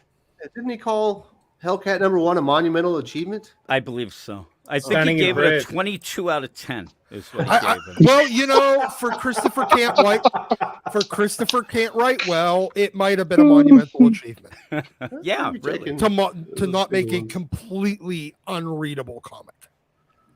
But why Thank you very much Hellcat? to everybody Why? for supporting the channel. And I don't know why they made a Hellcat series. It didn't make a whole lot of sense. If you want to learn about it, but you don't want to read it, Doc and I will have a video on Monday. Let's talk about these DC layoffs. I think people have been waiting for this to happen. There were been layoffs going on throughout Warner Brothers Discovery, and they finally got to DC Comics. And Josh, you're the DC Comics aficionado. I think a lot of people thought maybe David Zaslav would clean this thing up and we would maybe have a better direction for DC Comics moving forward. And it turns out nothing happened. No, it feels like they were doing layoffs, and someone was like, "Okay, yeah, but what about DC Comics?" And then someone was like, "Wait, we still have DC Comics like as an organization? We still have DC Comics as an organization?" They're like, "Yeah, Mhm. yeah, I guess we should get somebody, find someone that's making like 50,000 and boot them out the door." And then they got someone that does an operational type job, which may end up being more important than we realize, but it's definitely not what we wanted. And I don't know, like it's just not their priority. They've got so many plates in the air right now, and DC Comics is a plate that's spinning so low that they're like, hey, look, even if it falls off its spinner, it's probably not going to break. So I mean, They probably looked at they started that conversation. They went, what the hell's their budget? They're like, oh, $1 million. You mean a month? No, a year. Mhm. Wait, that's it? Oh, fuck it. Who cares? You think it's $1 million? Maybe with No, it's Jim Lee's more. salary. No. yeah, Jim Lee's making I bet he Jim makes- Lee makes bank. yeah. But he's probably not even a DC Comics employee. I know he's like the guy that's responsible, or at least he was, for all like the DC Comics character continuity through all mediums. I bet he was more like a Warner Brothers employee. Yeah, that's a WCW financial structure where it's like you're kind of on the books, but you're not really on the books. Yeah. You make us a lot of money, but really it's a television. Yeah, that kind of stuff. Hall, Nash, and Hogan all Basically. getting paid by Turner By Turner, but it's not. Yeah, exactly. instead I of know WCW. what's his name, the marketing guy that quit after a few months. He wasn't a DC employee. He was actually an employee of Warner Brothers. Daniel Cherry? Yeah, assigned to Yeah. DC. Yep. Yeah, see, that's weird. Like at that point, and this is probably why they're having the business problems they're having, is they're not, Mhm. you're not actually running DC Comics like a business. And we've talked about Nope. that. But if you're not going to have the employees for DC Comics under a pay structure of DC Comics, then what are you doing? Like, Milking them for what they're worth. sheesh. Everyone in the everyone chat was- saying Jim Lee needs to go. Yes, Jim Lee needs to Yeah. go. Yeah, he That's what does. people were kinda Disagree. hoping for. Hard disagree. I mean, Jim Lee's the only one keeping Heather Antos out of that. So, I Mm. mean, why would you want that? Why would you want that suffering for us? We're just like starting to get some superhero comic books. out of I this. want suffering. I want nothing but suffering for Yeah, DC believe fans. me, the books that you're liking, Jim Lee has nothing to do with. Yeah. He has nothing. Feels like to it's do in with those. spite. So right? what? He's a great gatekeeper. He's going to gatekeep the shit out of that lady. He's gonna Mhm. gatekeep the shit out of talent too. That's the Yeah. thing. I don't. Jim Lee doesn't, like you said, he's not even that involved. I don't think. And there are a lot of other people involved that we don't even know who they are. It ends up being a big mystery anyway. So I I'm don't sure know Marie who's doing Javins what. is responsible Yeah, for overseeing yeah. hirings and stuff. Mhm. She's the actual EIC, I believe, probably responsible for the group editors. Wait, I think who that's did really where the ball's being dropped. Yeah, who was it they fired recently? Didn't they fire somebody else a couple of months ago? Dan Didio. No, Yeah, I don't I don't know. remember. Never Yeah. mind. I don't care. Dan, They fired Michelle Wells, but that was well over a year ago. Yeah, She was That might like, be who I "Oh, was PIC." thinking. Yeah, yeah. The thing is, though, without really knowing, Jim Lee's the one person that people are going to bring up because that's the only one you kind of know. And for DC to get back in some people's good graces, they do maybe have to clean house. But what house are they cleaning? And overall, the biggest problem is the writers and the editors. And it's not going to change until all that. Well, the changes. writers aren't employees; they're contractors. Yeah, and that's for the most part, problem. outside of That's Tom Taylor. that's the deal. They didn't And- touch we editorial, talked- apparently. And when No. people start yelling about, some of the problems at DC and, oh man, we've rebooted this amount of times and that, we've had like 3 regimes throughout all that. It just keeps changing, but it's not getting better. And they don't seem to have a plan or anything going forward. And like Josh says, they have to start running it like a business. And part of a business is if you don't do your job right, you get fired. And it's all a mess. Well, they are bringing up there. At least there was a couple of things. Common Sense says Megan Fitzmartin's Robin series ends in June. Fantastic news. Perch, if you're watching this, be ready for Tim Drake's sales analysis. And Jim and I are going to actually talk about this here on the channel tomorrow about the series being canceled. And Lane brings up officially Batgirls and Robin were canceled. So at least they got rid of a couple of series that weren't working out for them, but they probably never should have made them to begin with. And the fact that the people that are still in charge are the ones that green that in the first place, and a lot of these other things that have failed so spectacularly over the last 24 months, Jim, it does not portend good things for the future of DC Comics through Dawn of DC, which I think was supposed to bring people in and be interested. But after reading that interview, I think DC's figured out that no one cares. Yeah, that interview, it drove me nuts. It really did. That Did you interview. notice that everyone seemed to have been in a meeting to get on the same page but Tinny Howard? Yeah, yeah. Also, I thought that Tom King, if he wants to be a stand-up comedian, he should go to, amateur night at the Laugh-In Brew, because the idea that every second he'd jump in with a joke that never worked and failed, but Tinny Howard seemed like she was so confused about what everybody was talking about. It was kind of a wreck. It made me giggle. It was though, hard to but- read. Yeah, well, and it was long. I have ADHD, 40 minutes. extreme, and it took me forever to get through that article. It's boring and long, and oh my goodness! But They should have just interviewed Josh Williamson. That was it. yeah, maybe a couple, but there was too many people involved, and everybody's nonsense. But here's the thing: if we're going to be worried about the whole deal with this Dawn of DC, the one thing that I can say is at least they did get rid of this Tim Drake Robin book and the Batgirls book. Those are 2 books where the writers did not know anything about the characters. They got the characters completely wrong. They should have never been on those books anyway. Well, now they're off. And me and you, Wes, we've been complaining that they haven't dropped a lot of books at once, but they're going to do that in September. So maybe they are learning some lessons. I just hope it's not too late. You want to get the hype going on and get people excited. And I don't. But then again, the picks of Tom King and Cy Spurrier completely off the wall as well. So I don't know. If you ever what see to a think. Tom King interview, he's really, really uncomfortable talking. He is. to He's people. uncomfortable, real uncomfortable. I Like- get that. Yeah. I think that's what was coming through. He saw I do. Chip Zdarsky was zinging people, and he wanted Yeah. to be like part of it. When you see him and you actually physically see him doing it, he has that weird, like, goofy side laugh because he's nervous and he's not good with talking with people. I get that, but boy, it was annoying. Yeah, and I think that it was Chip Zdarsky's doing the singers. He wanted to get involved because he's like, oh man, people will like me if I'm funny, and it's just not you, pal. No, he got Batman all wrong in there. He's like, Superman fights for truth, justice, and Yeah. the American way. Batman fights the law. Batman Like, fights for the law. Like, no, I are think you he talking fights about? to make sure that people don't get in Fights the for situation justice. and justice, and to make sure nobody has to deal with the pain he dealt with.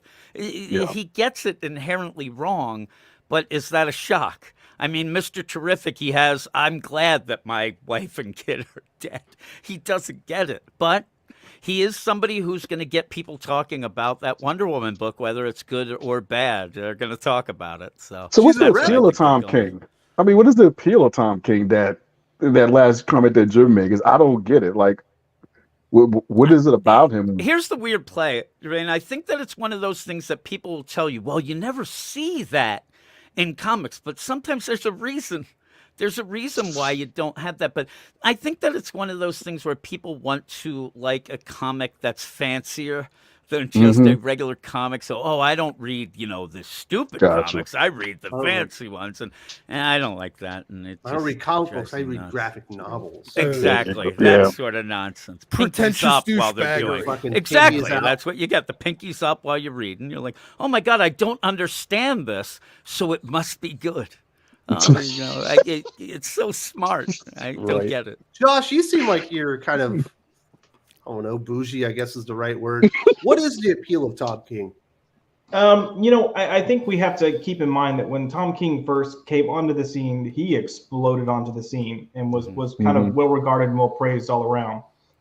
He had Omega Men, which I think is excellent. He had Grayson, which I thought was really, really strong. He had Vision, which a lot of people loved. So, when you look at, or even he had Sheriff of Babylon, which was like a huge indie hit. I like that. So he came in and it was like, this man can do no wrong. And he was getting, this is before critics became shills and, everything was amazing. But he was getting 9 out of 10, 10 out of 10, like consistently with his issues. And it's because they were deserved. And I think what we learned is he did so well because he had gatekeepers kind of keeping him in line and not letting him go too far. So he had pushed those limits in different ways, but never really completely crossed the line. He got a big name. They threw him on Batman. They kept some constraints on him for Batman, and eventually he just broke out of those constraints. Ever since then, he has not been good. Like, we get moments of that Tom King, but I think there's a hope from readers that, like, at some point they're going to realize this guy can't do it on his own, and they're going to put some constraints back on him, and we're going to get a damn good book, and it just has not happened yet. And what I find with this writing, with that, almost like what Wes, you said about the interviews, you get the idea that Tom King, he's eager to get praise. He wants to, so he keeps going back to what gave him, but it doesn't fit with the character he's doing at that point. That Mr. Miracle story, while people loved it, that same type of story is not going to work with an Adam Strange, but he's going to force it in. First 6 issues of Mr. Miracle was good, and then it just falls apart. Yeah, I was not a big fan. But even like Josh said, completely, I loved Grayson. Dick Grayson, my favorite character. I thought it was fun. It looked great. But if you end up seeing interviews with him and Tim Seeley will say, because they co-wrote it, the idea that Tom King had some wacko ideas. He said, I had to tell him, no, we can't do this.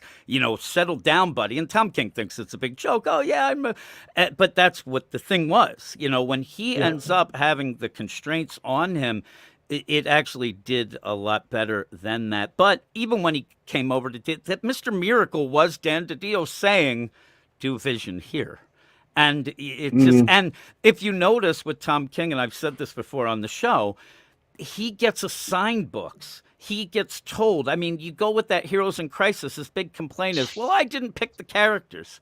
And you end up, Mr. Miracle, that was Dan DiDio saying, he ends up the Supergirl, they said, do a Supergirl book. And I don't know that he cares as much about the characters in that way, that he just does what they say, but they let him do what he does. And that's fine. But once he gets in the continuity, and that's what I'm worried about this Wonder Woman book, I hope that they do put some constraints on. You figure they have to a little bit, but that Adam Strange book, The Strange Adventures, was going to be in continuity until they saw the script and they said, what? Really? They're like, screw this is now Black Label, and changed it. And you can tell why. He tries to do his own thing. And even in that interview, drove me nuts, but he even said in that, like, hey, I'm not going to, ruin character. Like, he seems to get it, but I don't know if he gets it. So we'll see. And people talking about how he sells, it's true. He sells obscure characters better than most people would, but when he does a main character like a Supergirl, didn't sell at all, because people don't want to see those type of characters that they know and love be torn down like he does. But if you do that for, Danger Street, nobody knows what the characters are, so you never know that he did anything. Well, he's trying to be Grant Morrison, Warren Ellis, Garth Ennis, Mark Miller, where you could put somebody like that's experimental, except for he's like not dangerous experimental. Like, there's no real danger of anything ever actually sticking. It's going to be it's going to fundamentally alter the characters. But he's also not Jason Aaron in that they bring him in to fundamentally alter them in continuity. Yeah. So The thing about Tom King and continuity, you end up almost like they would say with Bendis at points where you have to have pretty much the cleanup crew come in and get things back in line after he leaves. And it sucks. I mean, that Heroes in Crisis, we're still, we dealt with that book for years trying to make things right because of how bad a job he did with those characters. Yeah. And I'm telling you, Poison Ivy to me still isn't even right since then because of all the different ways they've tried to get, let alone Wally West, which thankfully Jeremy Adams did end up making better. Yeah.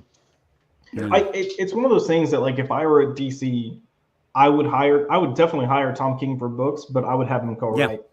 Yeah. Because I think it's pretty clear that the editors aren't going to step in and do their jobs to constrain him and put guardrails on. But he does seem to respect, and I know this is a crazy offhand comment because of what happened with Mark Doyle, but generally speaking, he does seem to respect his peers enough, his fellow writers, that he's not just going to, like, train wreck, whoever's writing it with him and just run with only his ideas. He seems to collaborate really well with other writers. So when if they would let him do that, or if they would force him to do that, I think you would get some really good books. You could. I'll tell you too, one thing real quick, Doug, is just the idea that, boy, he gets the best artists. I mean, they really seem to enjoy writing or drawing, what he writes. And I will applaud him too, because he's one of those that he fought tooth and nail to try to make sure that at least for an arc of a story, he had a single artist. The single artist. And a lot of writers don't do that. And he made some enemies at DC by being like, absolutely not. Let's keep this single artist. He was like, I'll do whatever I have to do to make this happen. And he kind of went out of his way to try to get scripts out early. That way you could have one artist just doing this arc, and then you could have another artist go ahead and starting the next arc. So for that, I will applaud him. I think it makes more of a difference than the publishers like to admit. But he tried to have a single book, at least a trade, that would look and feel cohesive. And see, that's the thing. Oh, real quick, that's the thing. Like, I've heard some of my friends in Hollywood when I used to ask them about why did Shia LaBeouf get so much work, and I couldn't understand why it so much work. And a lot of what. Well, he got a good agent, but other people came back that he was relatively easy to work with. And I don't know what happened maybe in later years, but that he was relatively easy to work with. And I think sometimes people don't understand that being able to collaborate with other people, even if you're not necessarily talented or always on point all the time, it goes a long way in terms of your cred and being able to get projects too. I get all that. Yeah. And that's fine. But my question is, why hasn't DC leaned into how cliche and one note Tom King is, and just do kind of like they've recently done, like the Batman One Bad Day, where it's all of his villains?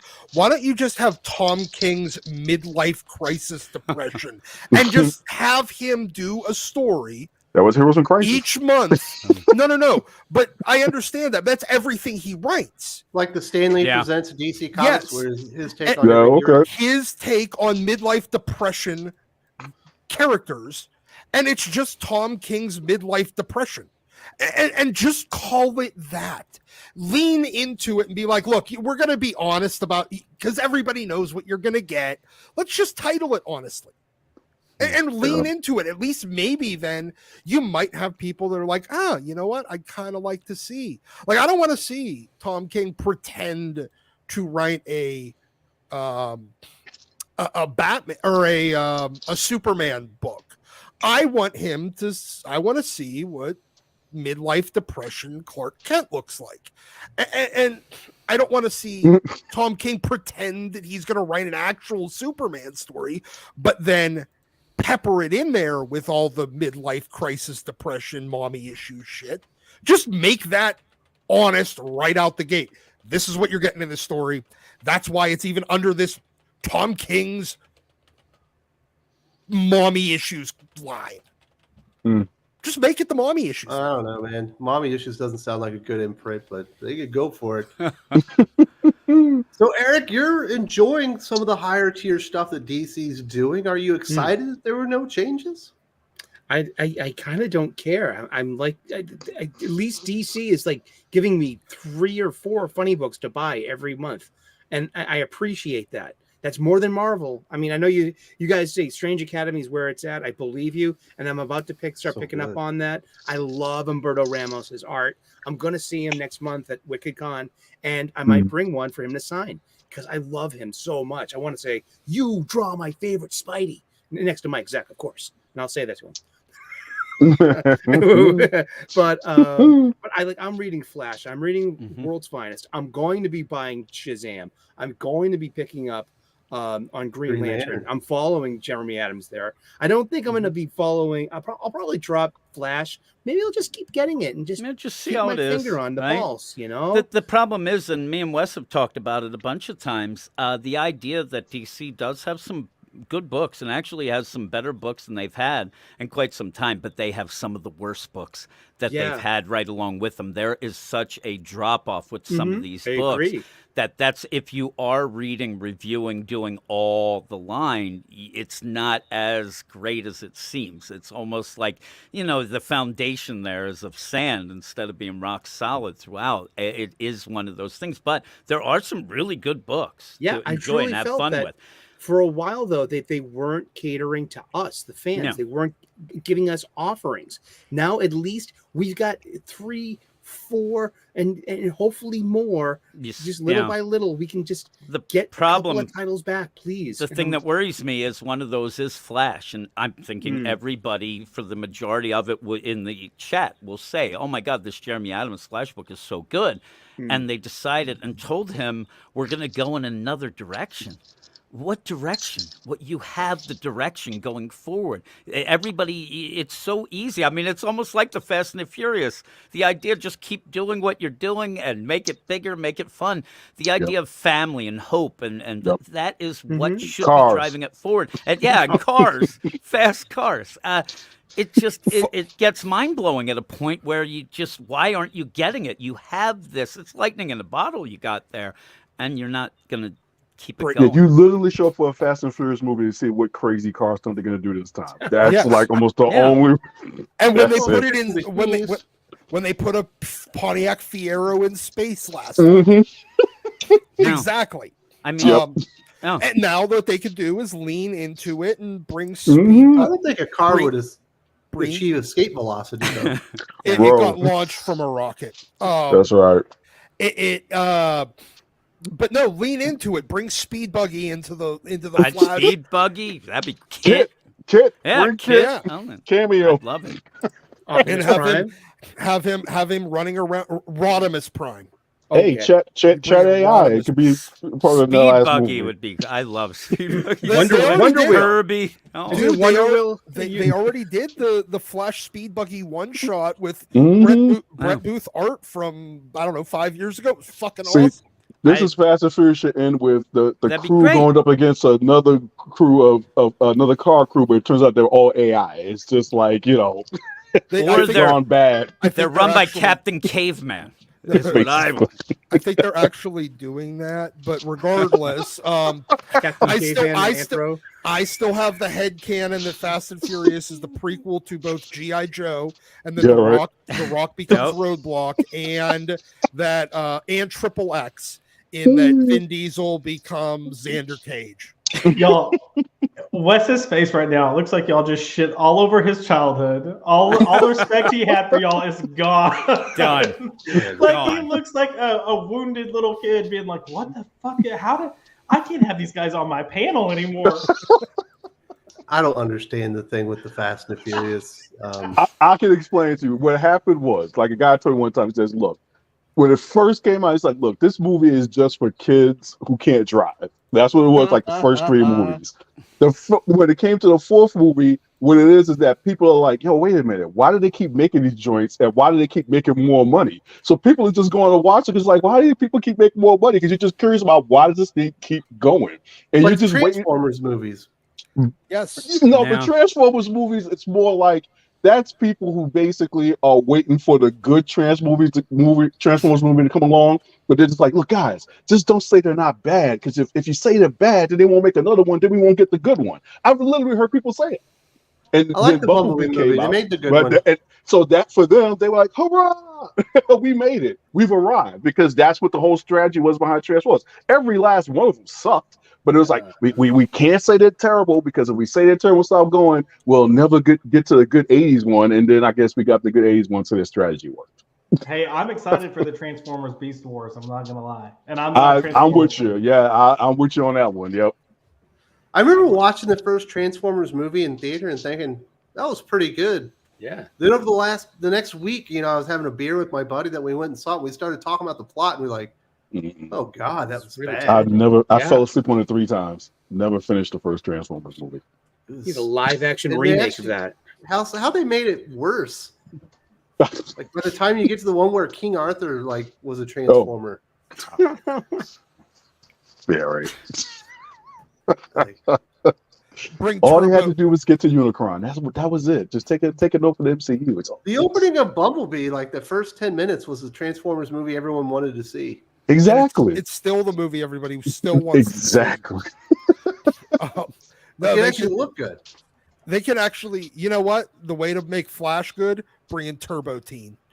Oh, Well, they've already made Flash good. Jeremy Adams is great. I know. You No, know I the said. No, I'm talking about how to continue it going good. Bring in Speed Buggy. Bring in Turbo Teen. Bring in Wonder Wheels. Mask. Wonder Wheel. Bring in Vin Diesel, Dominic Toretto. Just fucking bring it all in. The motorcycles from Megaforce. Come on. oh God! Wait, remember when Boy. they tried? Remember when they tried to do like a Fast and Furious but motorcycles movie? I can't remember what it was called, but Is it that- had Yeah. Scott Torque? Speedman, I think, was in it. Yeah, I think it was Torque. Torque. That was it. Where it was basically, Mhm. this is just Fast and Furious, but Yeah, Lawrence with Fishburne. motorcycles. Because we already had. I mean, look, they're all just versions of Point Break. Yes. Yes. Yes. Yes. Johnny Utah. Point Break with surfing, Point Break with race cars, Point Break Yes. with motorcycles. We need Point Break with like helicopters, Point Break with, and honestly, even Point Break was just Top Gun. Yeah. What? Well, I now am an it's- Top Gun? Those FBI guys are agent. criminals. You're going down. But Bodie. Goose was evil. Goose was a hard soul, that movie. That was pretty good. Actually, the Top Gun sequel was shockingly good. Do you Yeah. remember when they remade Over the Top, but with robots? boxers? yeah, Hugh Jackman? Oh, geez. Oh yeah, that was Yeah. good. Wasn't Real Hugh Steel? Jackman? Knocking Yeah, real socking Steel. robots. For They free. just didn't turn the hat around. If you don't turn the It was hat Over around, you Top, fail. But with Transformers in it. yeah. My wife loved it. I was like, It's man, not you a should watch terrible Over the Top. movie. It's way better. It's It's got not that great 80s soundtrack when they're in Yeah. the truck and they're learning how to There's a arm wrestle. Remember that? He was a Vince DiCola fan. Man, Jamal Lewis hates the Transformers movie because they killed Cliffjumper Aw. in Jazz. Oh, he's I going to hate still- Transformers Prime then. I still love Rodimus Prime. Fuck you all. You got the He always You felt get like the he was trying power. to put his daddy's shoes on. Optimus It's is just the too only leader for the big. Transformers. This is the reason they brought it back. Common sense says Joshua Williamson did learn from his mistakes. Is he only wants to get fans, but he's working with fools who don't take things seriously. Yeah, that interview, Yes. it's like you can tell Chip gets how to write a comic book, but my goodness, he's terrible in an interview because all he does is fuck off, Josh. Like he doesn't realize there's a time to be serious and sell your product. He's too busy being Tom Green. Yeah. Look, I think there's so many problems at DC, and I know we keep talking about how Joshua Williamson is trying to pull it together and keep it together, and I agree, but I've also seen Joshua Williamson prior to having the reins of stuff, and I think it's scary when we're trying to put our faith in Joshua Williamson. I'll just put it that way. Absolutely, every event he's written has sucked. Yeah, it's yeah. So it's just a mess. Like I'm not expecting Flash good War things. Blue, Yeah. Infinite Frontier Blue, Yeah. Dark Crisis Blue. Yep. Now he's doing Night Terrors. Yep. And then before that, he had Suicide Squad versus the Justice League. It blew. It was supposed to be the first like big event of Rebirth. And he had his whole Justice League Unlimited that was supposed to lead to or whatever his Justice League book was. That's supposed to lead to big things. Like they chopped him off at the block like 6 issues in.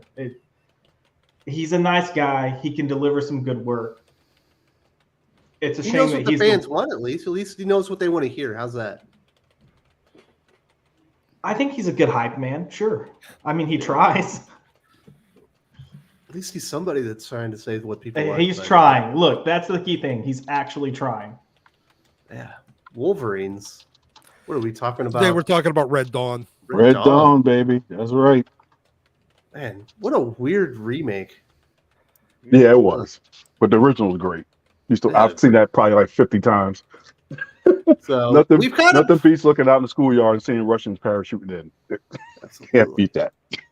And then the Mexicans are coming up on the southern border. Was it? Yeah, something that ever happened. We've already talked about the Marvel Hellfire Gala, and Doc and I are going to do a full video sort of on that tomorrow. We've hit the Mandalorian stuff. Let's talk about DC Comics Pride. Apparently, it's their favorite month of the year. That's the only thing they really juice anything up there for, Josh. Are your people excited about the Pride initiative? I don't know. I don't talk to my people. What are you talking about? As a representative of the gays, what do you think? Oh, Lord. Hold on. Let me get Gay Josh out real quick to answer this question. Right. Oh my Not God. Skittles and rainbows? Yes. Talking about fabulous things? Yes. Doing anything but super heroics and talking about pronouns? Yes. Yeah, there's one cool thing. At least Grant Morrison's going to be doing the multiversity stuff. Maybe sure. I mean, like 5 pages of it. Yeah. After his stint on Superman and the Authority, I'm okay if he doesn't. I just like these things. I think when it first came out, again, this goes back to like I think when you first started doing these like one-offs or specials or shorts, there was an idea of okay, we have to kind of like prove something that these characters have some value, and they try to write a good story. And you got like Batwoman that came out and was a solid book at first. But now it's more so just like all the pandering and all the political conversations we get, that's all these short stories are. It's how can I get my agenda across? Perch actually just had a video about this like a day or two ago, talking about, if you're a writer and you're coming in and your mission is to have some type of political agenda, and that's your goal is to provide a commentary, why the fuck is anyone going to come buy your book to read this when you're giving it away for free on Twitter? And that's what we're going to get. All these writers that you see with these statements that they have to make, they're already saying what they're going to write in the book on Twitter. Mm-hmm. Don't pay for it. Just go. If you want that, just go read their Twitter. George Renner, the takedown on Doc. I don't know. Jim, are you going to support this? Are you going to review these comics? I'll review them probably. I mean, they come out and see what's going on. But again, I'm going to review them for the story and the characters. I'm not going to review them for anything that they're going to try.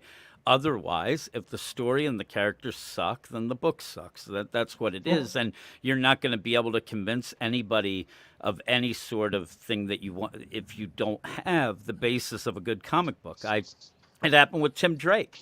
I mean, the idea, and we'll talk about it like you said, Wes, but the idea that Tim Drake failed, it goes beyond the idea that they turned him bisexual. Without anything mentioning sexuality, that series is a complete and utter wreck. It's a train wreck, and it doesn't matter either way. But when you start that fight, and if you get mad about it and say, hey, that, then they just double up on it, thinking that okay, we're going to have to prove it. But nobody seems to get the idea. They suck. The books suck, and bad books are bad.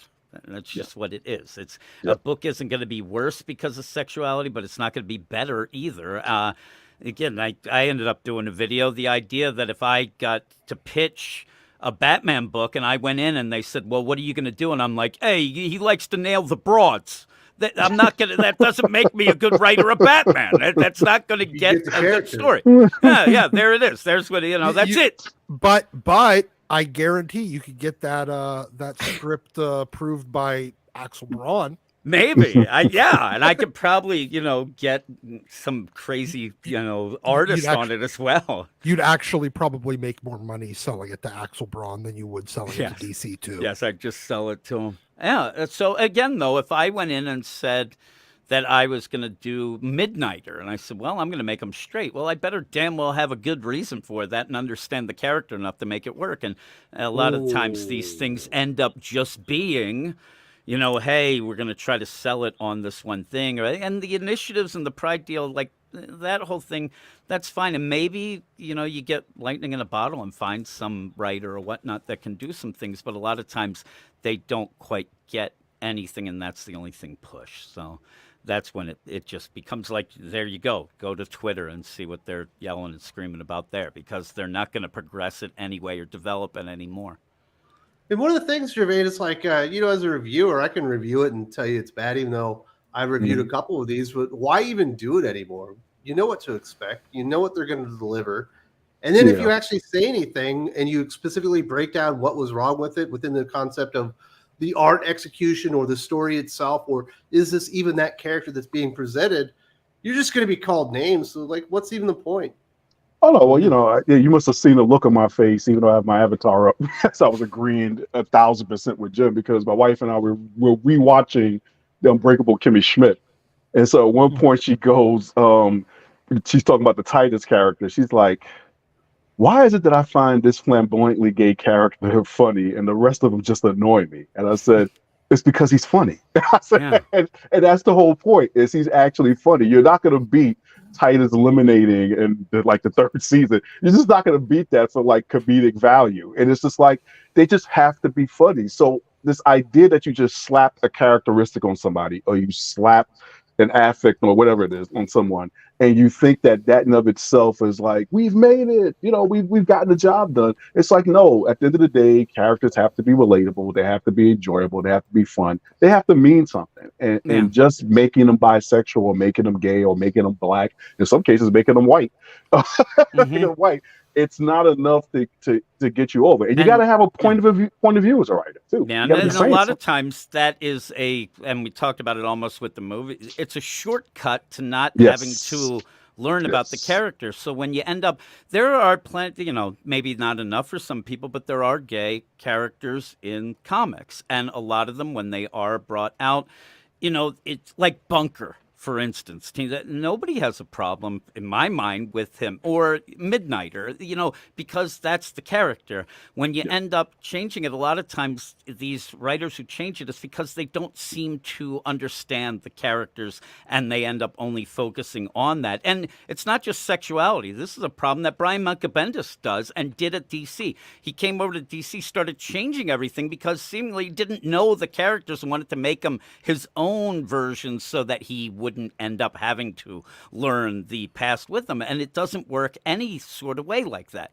You have to do it naturally. You have to develop that, because the idea that Tim Drake is bisexual, if you know the character and do it well and have a understanding. But when you look at Megan Fitzmartin with the Tim, you never got the idea she knew any of the characters, especially with that Dark Crisis Young Justice. So you start to get skeptical, you start to look into it, and it just ends up feeling very surface level, and you can see through all of it. That it's like the whole Bobby Drake Iceman thing, where it's like, it's like because he couldn't keep a steady girlfriend, therefore he was gay.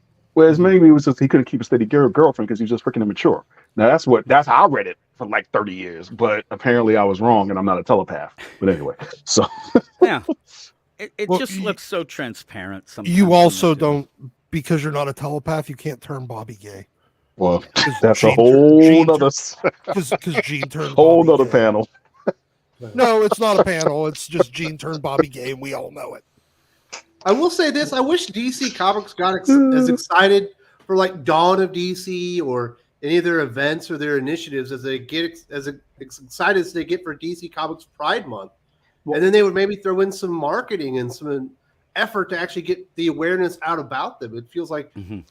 They put a concerted effort out there every month or every year for this particular month, but then they let a lot of other things fall by the wayside because maybe they're preoccupied. I don't know. Well, I mean, why would they though? Like they're not going to get any virtue signaling pat on the backs for that's what they're Well, promotion. they might have Yeah. sales. You might get customers. And We all know they don't know what that happened. is. They don't care. Sales aren't. Wasn't there like an editor or something that had made a comment like we shouldn't be here about the sales? That shouldn't be our main priority or something. I don't know. Honestly, though, like if you want to know why do they push the Pride book so much? I mean, look at who some of their head people are. Some of their head people are freaking gay men. You know, you got Chris Conroy, that's one of the top editors, gay man. You've got what's their head publicist? Crap, Clark. I can't even think of his name, but he's gay as well. Gay And- McGayerson. yeah, and they're legitimately people in the gay community that like, you know, they're just gonna back something and get excited just because it's gay, and I don't agree with that. That's not how I operate. That's not how I work. But that's how some people operate, and you know, to each their own. I just It's gotta no, be good though. End of the day. and hey, you know what? You might actually get some halfway decent stories if they weren't so dead set on like, hey, the creators we use for this have to be gay, because unfortunately, 90% of those are some of the worst writers and artists in comics. Well, you look at it this way: the gay population is a very small percentage of the population, Agreed. and assuming talent is distributed across that portion of the population at the same rate it is across the straight population, there's only a handful of talented straight people. I mean, you'd have, if it's 1% of straight people, then it's 1% of gay people, which are already a very small percentage of the population. Well, plus they're all pigeonholed It's in with just the math. stories. They It get has to be about the pigeonholed, character being gay. It can't be about a gay character being a hero. Yeah. Kind of thing. I think that also throws it out of whack. Agreed. So, well, there you go. DC Comics is doing more Pride Month stuff. Let's hear it for the people's. Common Sense says, what annoys me about how DC uses Circuit Breaker. I'll acknowledge he did something heroic in the first appearance, but already his next story in DC Pride, but not with Avery Ho, but Chess, the non-binary Flash. So Avery Ho, I guess the Chinese Flash is the Flash that was in Circuit Breaker's appearance. And I guess it's going to be with the non-binary Flash now. Yeah. I don't know. Doc and I read that comic. There's book. It was too bad. many. Hey, once again, guess what? There's too many fucking Flashes. We didn't even know what. That is what you're We talking didn't about. even know Just the which one non-binary this Flash. was. There's You're an like, which army Flash of is it again? Flashes. And all you can tell is, well, this one's kind of purpley, but not really. I can't tell. Fuck it. It's a Flash. Yeah, you got like 47 of them. Nobody cares. Also, an A.L. Kaplan Circuit Breaker story isn't going to sell a comic book.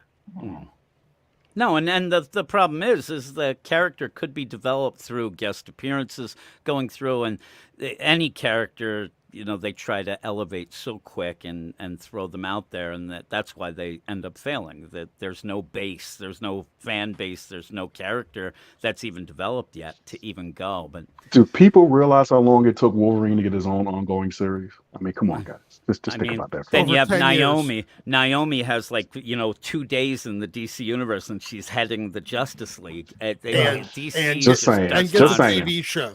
Yeah, Just it gets saying. a TV show. Yeah, it's just crazy. The You got to character get could have been over. good. You Yeah. got to get over first. Exactly. Yeah. Wolverine got one mini series after like 9 years. Exactly. And then like after 13 years, he got an ongoing. Punisher. How long did it take him before he got one? It's like, guys, nobody's out to get. Look, as a member of the Black delegation, sometimes it's true. The system's against us. But sometimes it's like, bro, you got to get over first. You got to get over it. Yeah. Well, they have a character that was over in Power Man. They did nothing for him. Well, the Black delegation has nothing to say about that. Happy anniversary, Luke. Jeez. Luke Cage is such a cool character, but he doesn't represent, I guess, their version of what they would like a strong black man to be in comic books. 50 years. Seems like. Sweet Christmas. There you go. Common Sense also said, Pert said about LGBT characters, Pride comic is more of a placeholder than treating these characters as actual characters that readers can relate to. Absolutely. I mean, that's kind of what we were just saying. Like, they're not treated like real characters. You get a caricature of someone for, like, a small element of who and what they should be. And these writers and these editors think that's like a good thing that they're doing that. And I've tried to understand these people as much as I can, and I can't. Yeah, because these characters, for the most part, you won't see them again. If you ever do, will be the next year during the next anthology that they represent. Yeah. But if they're not friends with that writer anymore, they're not hiring them anymore. Someone else is going to come in and make a new version of Batman that's gay, or a new version of Superman that's gay, and then that's another character that's introduced and then never fleshed out. I mean, we have those other books. We have the City Boy and the Vigil, and what are these? Can you sit there and really think that those are going to sell any books? Is City Boy gay? He's got to be if he's called City Boy, right? City Boy sounds like a character. I don't even know who City Boy is at this point. Sounds like he's Jack Hawksmoor light. It seems he can see the city and know where the trinkets and the treasures are. That's what I get from it. It sounds like a very crazy character though. That's Daniel Beatty wants to know, why can't North Star get any mentions? Is it because he's a character with death? Make Alpha Flight. What's wrong with North Star, Doc? That it's a character that has dimensions, that it's not a blank slate that they can just slap their personality onto, which is what most of the gay writers in comics do. They just slap their own internet. Most writers, Doc. You could most writers in general, but since it's only gay writers that are allowed to write gay characters, that's what they do. They just slap their personality on, and guess what? They can't deviate that far from his personality because he has an established personalty. Yeah, he's not very likable. Something about speedsters. Something about speedsters. Yeah. Quicksilver. Yeah, at least Quicksilver had that one issue of X Factor, the therapy issue. Oh, yeah. Where it explained why he's such a dick. Yep. And there was just decades of feeling like everyone else is moving like a turtle in front of him.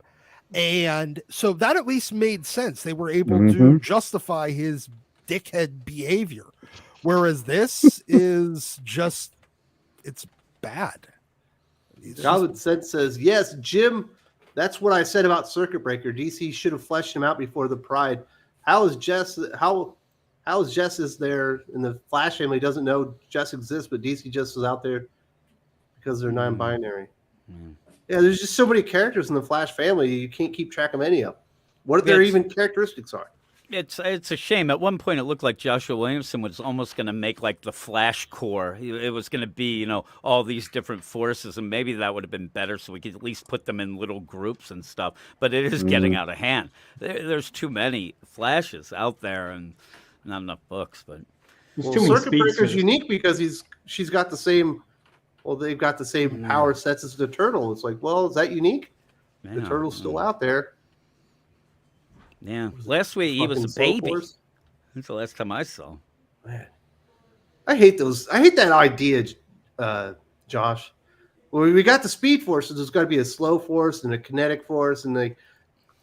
Oh yeah, that was fucking Scott it's like someone decided they wanted to try to take the Jeff Johns route to Green Lantern and how he made the rings of emotions, and that worked. But then they try to apply it to Flash, and it's like.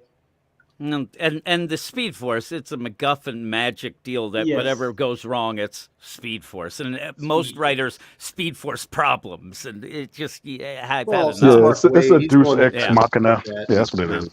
Yeah. And there you go. Well, that's the show today. I do want to ask, how's my camera? This is a new camera. It's the first live stream we've done with it. Can you tell a difference? Looking good. There we go. Yeah. Is this going to be for your OnlyFans, or is this just for sexy as fuck, brother? Sexy as fuck. I would never do 2K for OnlyFans. That's a 4K. Okay, well that is deal. You know what I mean? That is very true. $19.99 a month. And let me know when you do that, so I'll be doing something else that day. But anyway, I'll send you a link. No, you will not. 3 free days. 3 free days. So let's talk about some comic book recommendations. I'm still sick. It's been like 5 or 6 weeks. I don't know how I'm still sick, but it's still been going on.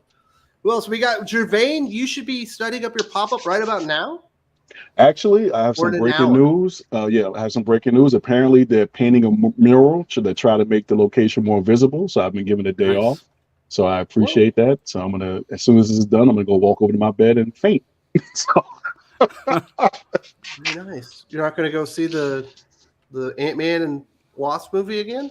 you know, I'm gonna go to Josh with this since he at least put up a fight with Wakanda Forever. Josh, should I spend my time and my family's money going to see Ant-Man Quantumania? No, it's the worst thing Okay. since. Look, for me, my Marvel tier, Thor: Love and Thunder is the worst. Then you got Ant-Man and the Wasp: Quantumania. All right. Yeah, we already saw Puss in Boots on Peacock, so yeah, I won't be doing that. I'll be fainting instead. Hey, I heard Puss in Boots is actually halfway decent for a film. Oh, it was good. It was fun. It was. Are it you was talking about fun. the one that came out like 7-8 years ago? No, No, one came out, like, the around Last Christmas Wish. time. Oh. Yeah, it's Saw the streaming one with now. Antonio Banderas. Mm-hmm. Yep. Was It's in, fun. Was I in El Paso, I believe, when I saw that one? Yeah. All right, Jermaine. What else should people be looking at? If they're looking for your comic books, do they have to go to the pop-up? Is there a way to go see them online? No, we're working on that. So I'm working with a team now on the website. So we're gonna hopefully, if all goes well, within the next 2 months. I just reached out to it's the same group that helped with the banner for Secret Identity, Tekkett's brand and design lab. So we're working with that, and then we'll be releasing some news about that. Yeah, I've learned my lesson about releasing news too early, but we'll definitely start putting some things in place to keep people in the loop on that. But yeah, basically just keep visiting us at Facebook and Twitter, and keep coming around for New Comic Book Day, because I know it's getting rough out there on them Wednesdays, boy. It's You got any like, recommendations for a rough Wednesday? well, this week actually, as I said, the drought's over. So Avengers: War Across Time, which is Levis and Davis, I'm still enjoying that. Nice little nostalgia rush there. Masters of the Universe, Masterverse, I'm actually enjoying that. I enjoyed the first issue, like these different looks at He-Man. That's So the Tim Seeley one? yeah, so I think he did the last one, to like kind of horror He-Man or something like that, and that was actually pretty cool. So I'm looking for more from number 2. Noctera's back. I know that it seems like people are divided on that title, but I'm excited about Noctera coming back. So Noctera number 12 is what I'm going to run out to pick up today, and then TMNT Last Ronin: The Lost Years number 2. Very Those are my nice. 4 for this week. Excellent. Common Sense says, Wes, the Flash family has never interacted with Jess Chambers, so why switch Avery Hope for someone she didn't even know or met? It's annoying. Consistency matters.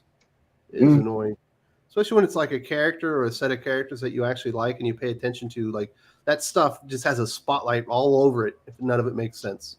Mm-hmm. Yep. You are absolutely correct, sir. All right, Jim, you and I are going to talk about our favorite comic books of the week later on tonight, because Drew is on assignment in Kansas City. Mm-hmm.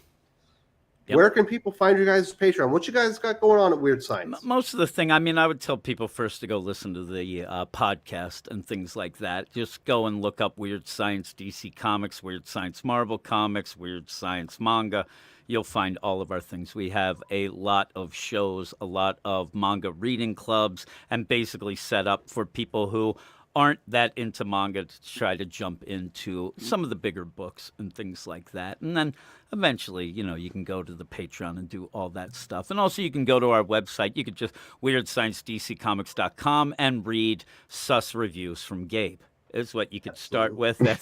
It's weird. You can start there. We can all have fun there. But yeah, just look up Weird Science in any sort of podcast player or whatnot, and you'll see a ton of shows. So if you're a big fan of Jim, God willing, he's still alive in about an hour and a half.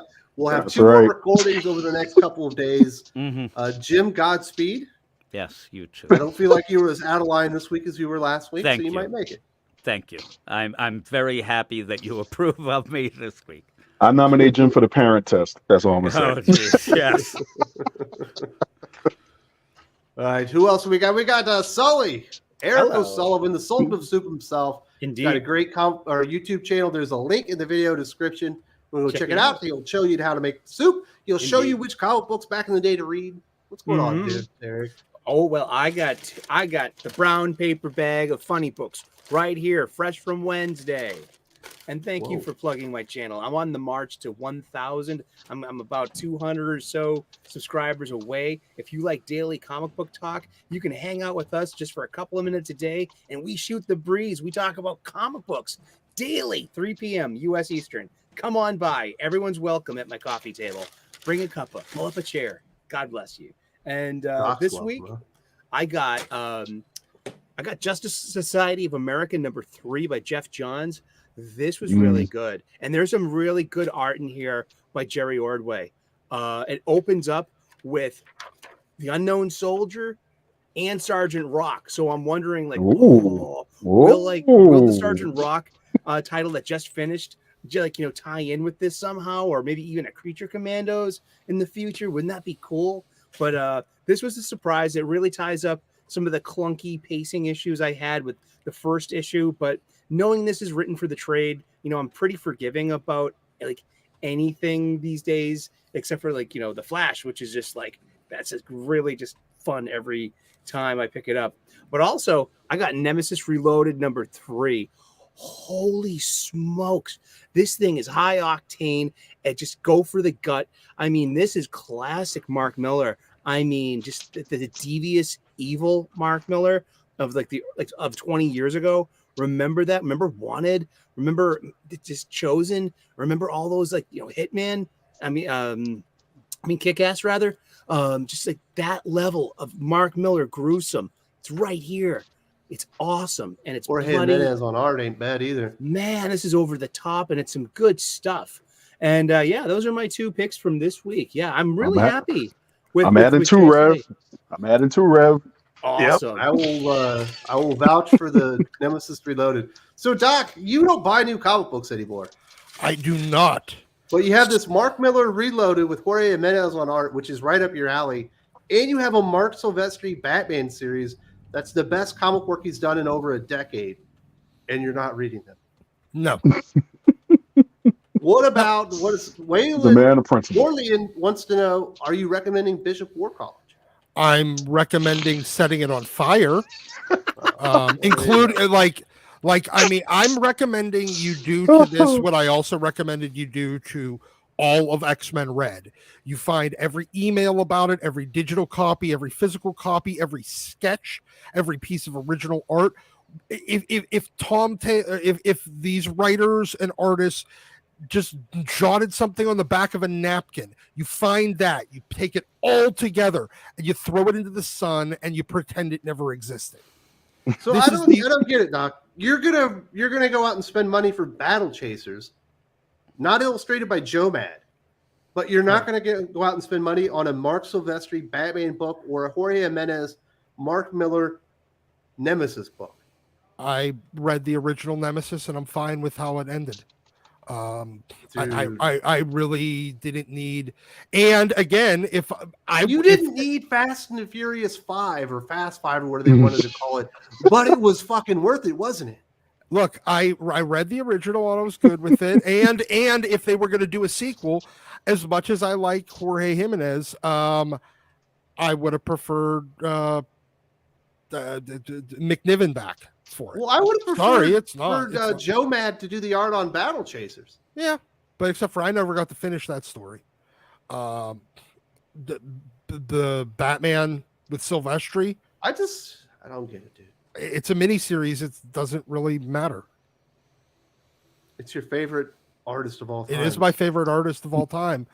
But who doesn't illustrate or do current work ever? Yeah. And I'm just passing on it. I'm passing on everything that's new. It's just that simple. What do you recommend then, Doc? What I am going to recommend is, all right, so we got X-Men #10. First appearance of Silver Age Khazar.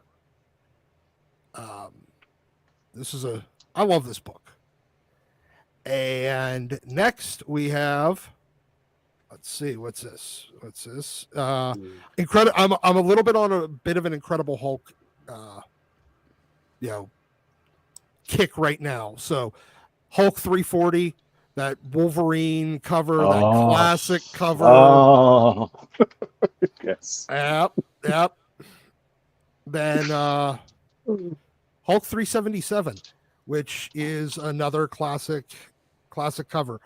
Not only the first print, this is the newsstand version, but the second print.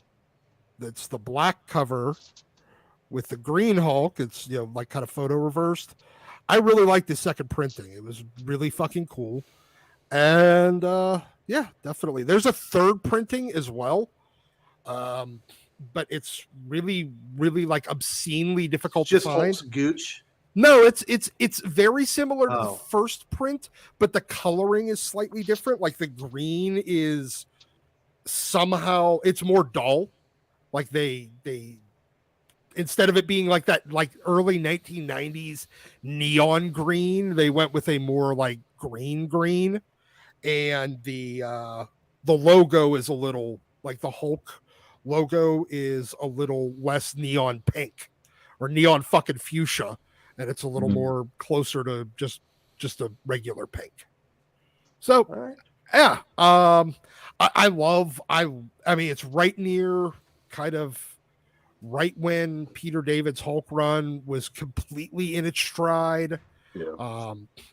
Dale Keown art on it, and it's just they're gorgeous books. Gorgeous. Go pick it Very, up. very nice. Skip and Tosh agrees. Barely showed up late. He probably just woke up because he's on the left coast. And then last but not least, Josh. You don't have anything going on here. You don't have a job. You can't afford comic books. I do have a job. I'm finishing out my current job. I'm just looking forward to my next job. Two things real quick before the chat absolutely kills me. Guys, I said Puss in Boots I hear is pretty decent because I haven't seen it yet. Everyone was like, it's good. It's good. It's good. What is this guy? It's not. This isn't me giving a hot take. I just haven't seen it yet. If it's good, I'll let you know if I think it's good. Second, we were like, hey, are you going to go see Ant-Man and the Wasp? And then my immediate thought was, don't go see that. Go see Creed 3 or maybe even Scream. And then someone in the chat was like, Shazam 2 literally came out yesterday and none of us have mentioned it. So that should say something. I'll definitely watch that. I was thinking. I was trying to think of the other movie to go to, and I couldn't. Yeah, you're right about that. I was gonna say, like, I loved the first Shazam. I plan on seeing Shazam 2. I completely forgot that it came out this weekend. That is my fault. I even saw the freaking things on Twitter. My girlfriend and I are watching Cocaine Bear tonight.